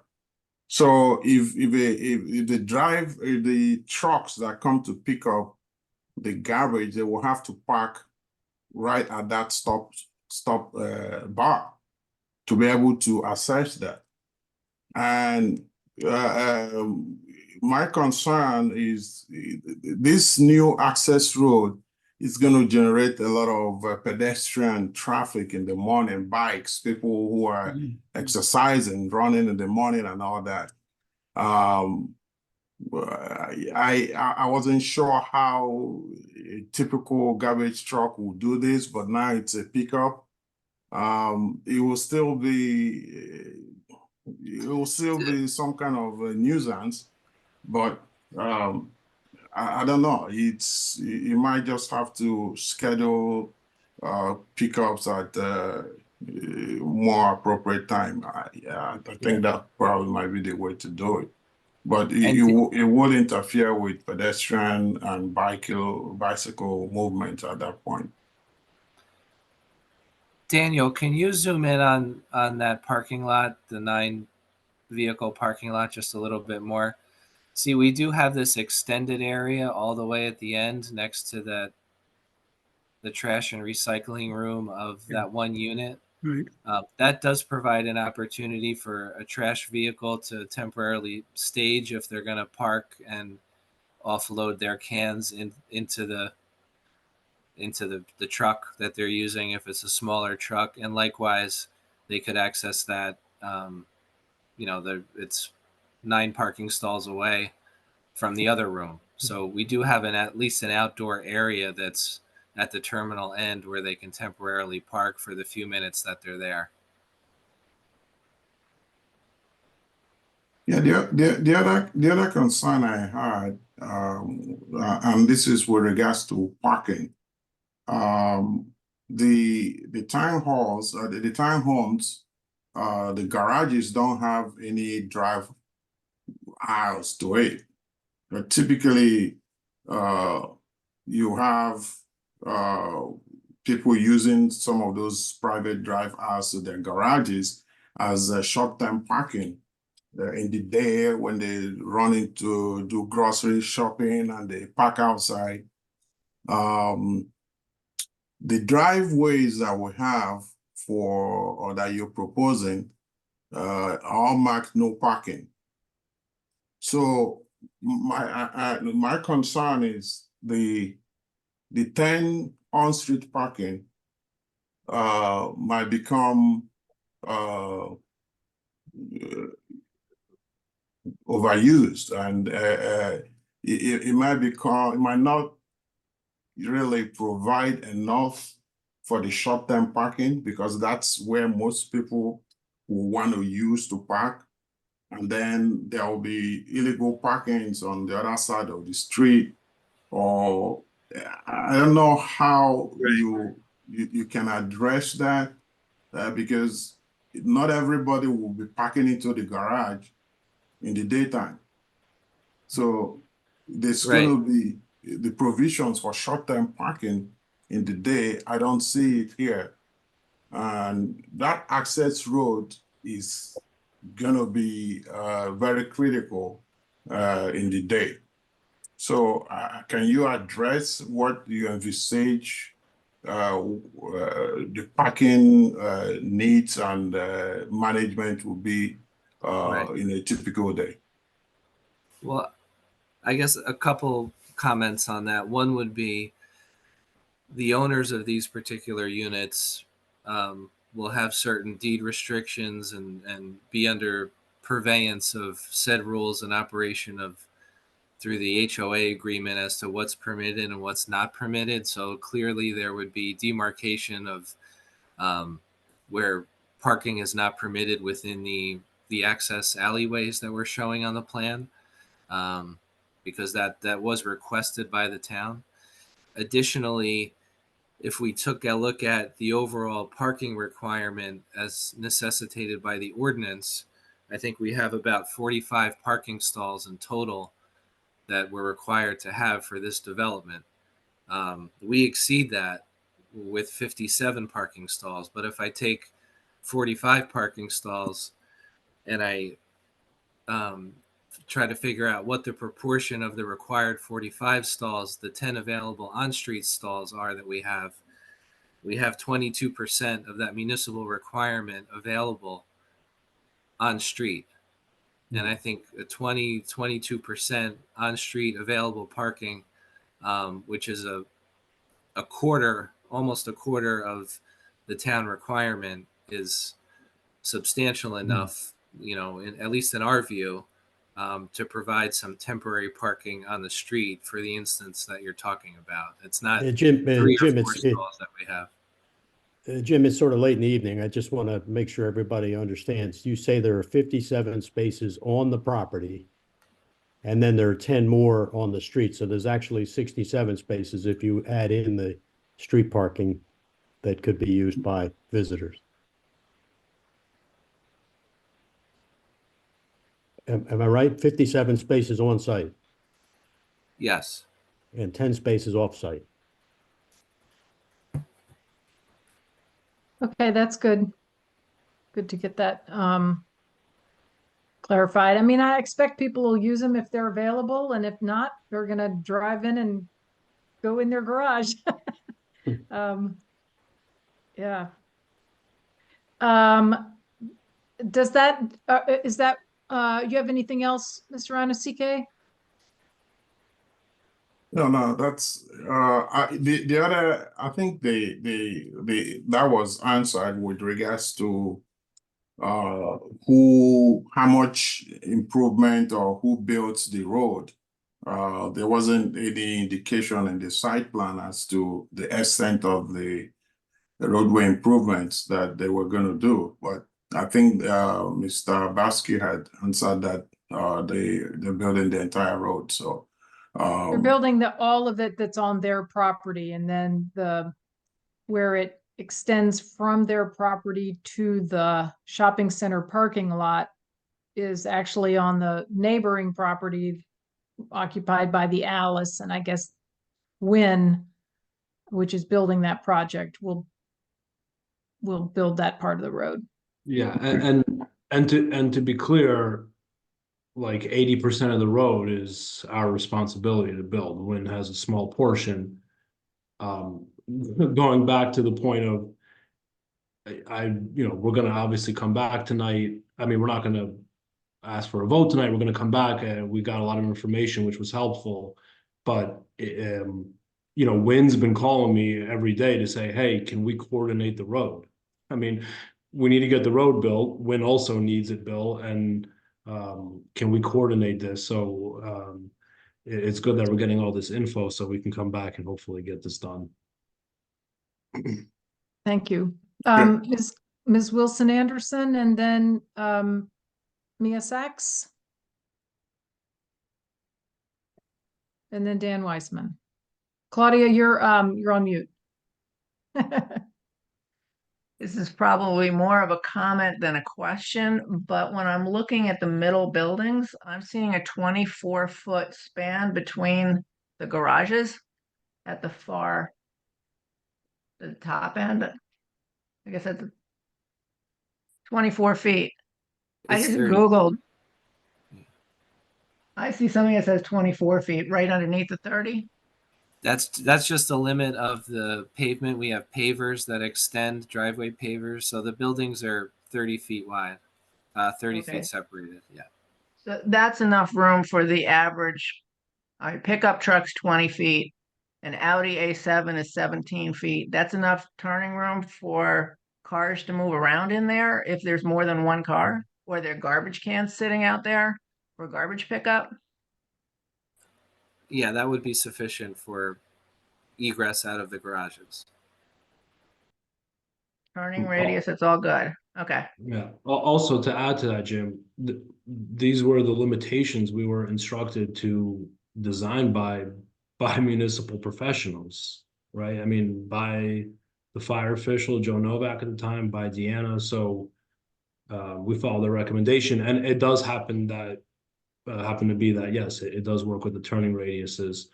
And so when it comes to the layout of the buildings, a lot of thought went into this early on in the process. Thanks for that. Mia Sachs, and then Dan Weissman. Yeah, I just wanted to confirm there was a great deal of work done by the municipal professionals on parking and emergency vehicle access and so on. And so I don't know that we really need to belabor the point. I do think we're devolving into a level of minutiae that maybe we don't need to, since we're coming back anytime, another time. But I just want to say, I'm gradually adjusting to a totally different aesthetic than was initially presented with the original architect. Nevertheless, the front facing facade of the affordable units still looks incredibly cheap, generic, and I think not in keeping with the overall aesthetic of where we're going with this area. And I'm not an architect, so I can't provide you with any suggestions of how to do it better, other than I know that you can do it better. And I hope that you could spend some time interfacing with our professionals and coming back with something that is more appealing than what was presented tonight. And thank you for that, Mia, and with some specific information about materials and finishes and that kind of thing, because those kinds of details really make a big difference in the final appearance. And I'm also curious to know, this is sort of related. A lot of times when we look at these architectural elevations, they don't show all the little vents that are on the side of the building. If you go up, and well, look at other fairly recent projects, it looks almost like the building is polka dotted. It's got so many vents, and they're not the same color as the siding, and they just stick out, and they make the facade just way busier looking and weirder looking than what you see at these meetings. So my question is, or my ask is, how do you deal with that? Can you get those parts that are the same color as the siding, or so when you come back and are testifying about specific materials and whatnot, if you could address that question as well, I would appreciate it. Sure, I'll just add that yes, we can, and we usually do coordinate the accessories with the color of the cladding materials, whether it be brick or siding. And with having pitched roofs and the way we do try to effectively vent as much possible up through the roof as opposed to out the sidewalls, with probably the exception of the dryer that has to be accessible for maintenance purposes, and running that vertically is actually a fire hazard. So, but anything like bathroom venting, any fresh air intakes, any HVAC, that would all be located through the roof or at the sidewalls where they'd be screened by landscape. That's a great point. Thank you. And since you mentioned HVAC, is this an all-electric project? Somebody mentioned, I think it was Mr. McDonough earlier, referred to the PEC memo, and I think might have misinterpreted part of what it said, because as I read the PEC memo, it encouraged a much more vigorous or focused attention on green features, and indicated that it could be better, not that it currently meets a particularly high standard when it comes to green,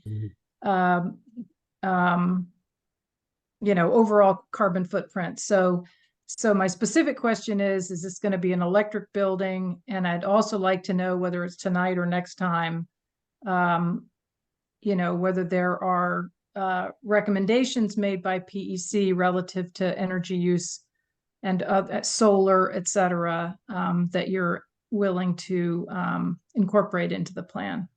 I've actually got some great news for you. Since preparing the green building checklist last year, as a company, we've made some changes based upon the implementation of the new state energy code, and we're actually a company now that participates in the New Jersey Clean Energy Act program, which used to be the New Jersey Energy Star program. So some of the things that were listed in the PEC, the solar is something that we really don't get into. Just we found it very it's difficult with orientations and with maintenance over time. We usually leave that up to single family detached developments. As far as the heating systems go, these would be high efficiency gas systems, and also using tankless hot water heaters. All of the components of the building would be Energy Star certified or qualified, along with all the envelopes meeting the prescriptive analysis and compliant with all of the testing needed to be done to be certified in that program, and as well as the fenestration and the materials that are going to the building are generally all recycled materials and certified materials, renewable materials. And talking to our energy rater, who does all of our work throughout the through our division, generally participating in the clean energy program increases your energy efficiency by 15 to 20% over a conventionally built home. And I think that's a significant, you know, I kind of feather in our cap that we're now part of, you know, that initiative and bringing, you know, energy sustainability to our communities. It's good that you've taken that step. I hope you'll look at electric systems for HVAC because, you know, natural gas is a carbon fuel and it's, we need to wean ourselves off of it. Mr. Weissman and then Mr. Lesko. Thank you. Just two brief points of clarification. The access roadway is located on the adjacent lot. It is not located on this property. So that's on the Alice's development. And then just to briefly touch upon the drive aisle again, the drive aisle for between the townhouses is 24 feet, which is a municipal standard width for parking lots. So that already accounts for turning movements in and out of those parking spaces. Thank you for that correction. I got that wrong. But we don't need to go into that in the minutes. Just kidding. Justin. So just a question for the record, will the parallel parking spaces be open to all, or will they only be open to tenants of this development or guests of tenants? The 10 street spaces? Yes. Well, that comes back to whether it's a public street, doesn't it? I think they're open. It was envisioned that they would be open to the public. And at that part, as far as I know, that part of the road is public. Will be Okay. considered public. So as part of this approval, you know, we won't be approving any sort of signage restricting it or anything like that.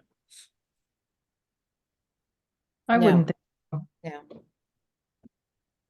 And just to be clear, my lousy joke before, I was not suggesting that we should not include in the minutes the information that the roadway is on the neighboring property and not on this property. Just that you made a mistake. Referring That's to what my you- own mistake. Yeah.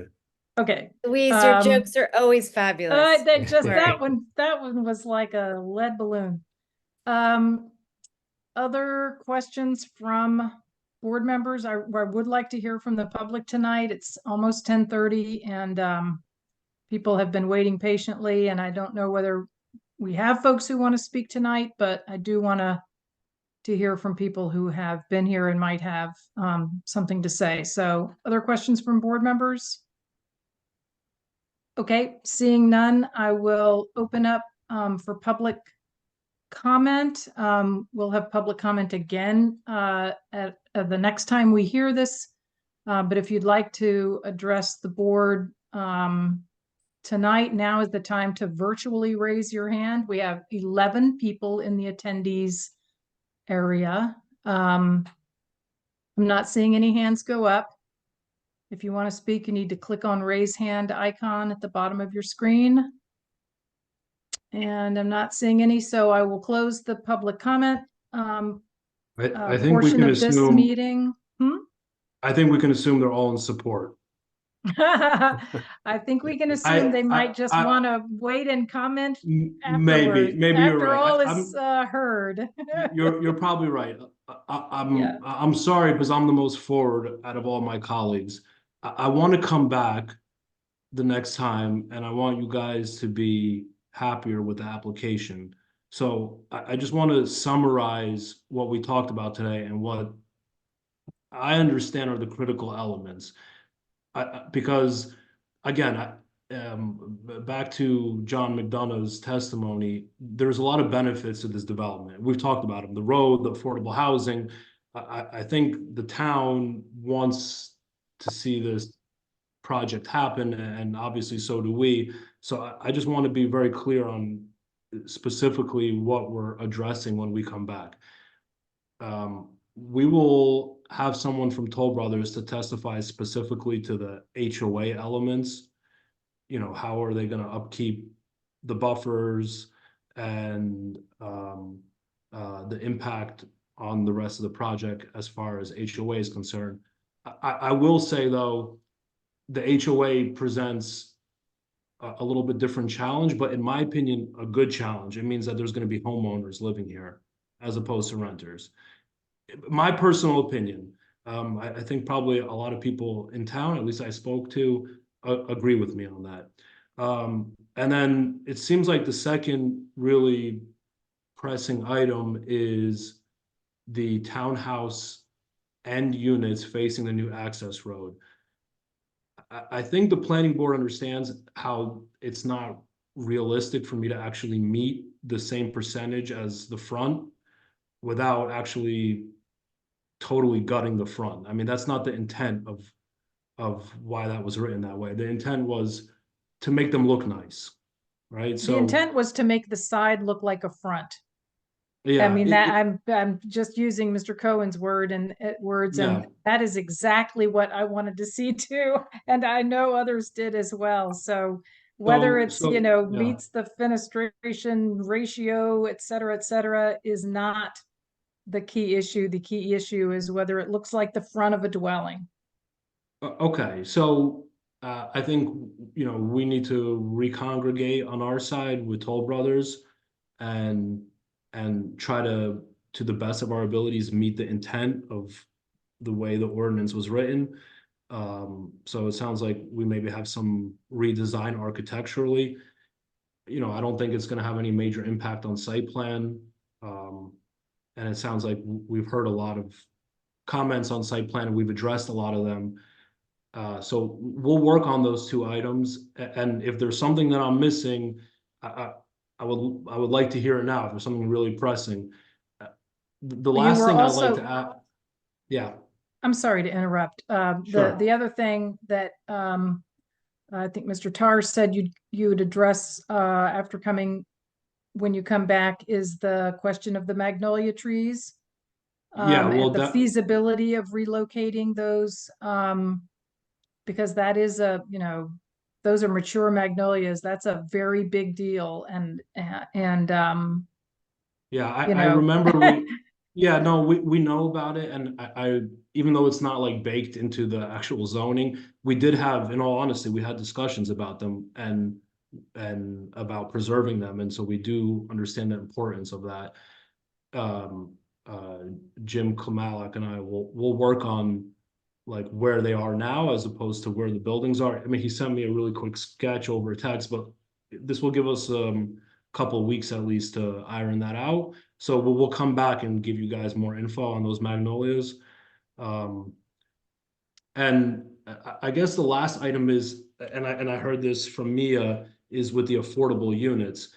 I just want to, I guess, set the record straight. The affordable units, the design of them, like specifically the actual specific design, like down to the actual elevation and floor plan, was part of the settlement agreement. And maybe I can show you guys that. But not the facade. It's the facade that's different. How so specifically? Just and the reason we're having an open discussion is so that when I come back, I want to be able to satisfy all your guys' concerns. I think you can do better with the facade. So, and as I said, since I'm not an architect or a planner, but I know that you can do better with that facade. And Okay. even if it's more like the facade that you have with the internal facades are more aesthetically attractive than the affordable units. Okay. So and let's- materials, Mhm. that makes a big difference too. It's a very dated style. It just, it looks cheap. And those are, we don't want the affordables. They should be more consistent with the aesthetic that you have with the Yeah. internal units. It may be helpful next time we have a meeting, for me to pull up some illustrations that the architect who designed them presented as part of the settlement, and then we can kind of discuss further and go from there. But we'll certainly take that in consideration and talk about it amongst ourselves. And we want the development to look nice, and we wanted. It was my words to say it's transitionary from single family to Wynn. I mean, Wynn is super high density. They're 4 stories with mushrooms on the top. And we do think that this is an appropriate, like, Daniel, it was yeah. my idea. I'm Okay, totally on board. It was my Okay. idea actually to have those look like single family. But Mhm. they should look like nice single family. That's all. So just try to do a better job with how they look on the facade. It's not that much to ask. Just, the facade could just look nicer. Not a big We're ask. gonna, Mia, we're gonna, it's not a big ask. We're gonna work on it. And we'll do our best to come back to you guys with an application that I'm hoping you guys will applaud and say, this is wonderful. So Couple of other quick Love that. landscape related things. I hope we can just eliminate the non-native species. There was mention of the London plane trees. There are other non-natives there that just have, zero value to birds and pollinators and can be switched out. And Mr. Dobromilski can give, great advice on that.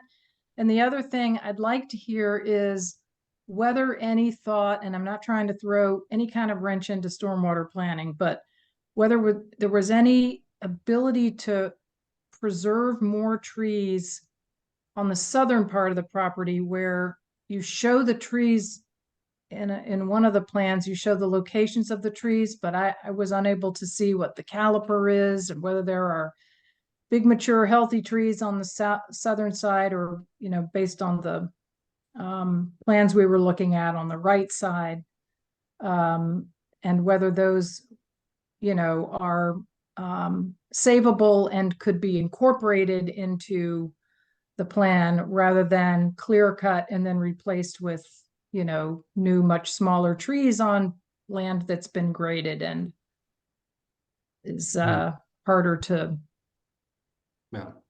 successfully Right. big trees. Okay. So we get it, which we'll carefully look at each tree that's of any significance and see whether it could be saved as opposed to not saved. This raises a general question in your 2 final points. I mean, I'm assuming this would be referred to your landscape subcommittee after any approval and to go through the detailed study that we always do in that context. I think Jim went on it in some detail with what he proposed. But I don't know whether you're going to want to hear that again in the public hearing or whether just defer it to landscape as often is done. Yeah, just those 2 things. I mean, and you don't even need to, if we can have an assurance that the non-native species will be replaced with native species. I would just like to hear a little bit of testimony before landscape, because that's not something that we should be messing with at landscape at the stormwater plan. I just want to know whether there is a way to incorporate right, any of the bigger right, trees on the right. south Oh, side of right. to the stormwater plan. Both of those we'll get to it at the public hearing, but I just want to make sure that we're all assuming that it's going to also get another look through landscape subcommittee. Yes, yeah. And the height, I know Dan Dobromilski in his report was concerned about the height of a number of the trees. I'm not sure where that stands. We have a response on that. We'll bring that back next time. Yeah, good. All right, thanks, Chris. Okay. Well, thank you very much for all your testimony tonight and for the work that you'll do between now and the next meeting to bring back something that we can all be happy with. Is there any chance that we could identify a meeting to which this could be carried so we didn't renotice as Carrie or anybody? Philip, do you have some advice for us there, or? We've been schedule looking like? at the calendar and we're trying to determine what works best. How much time, Daniel, do you think you need to make these adjustments to the design of the building? I think it's a really question for Jeremy. I mean, we need to get together on it, but Jeremy, what do you think is actually realistic? Yeah, I mean, not knowing exactly what your hearing calendar is, and just knowing what you're requesting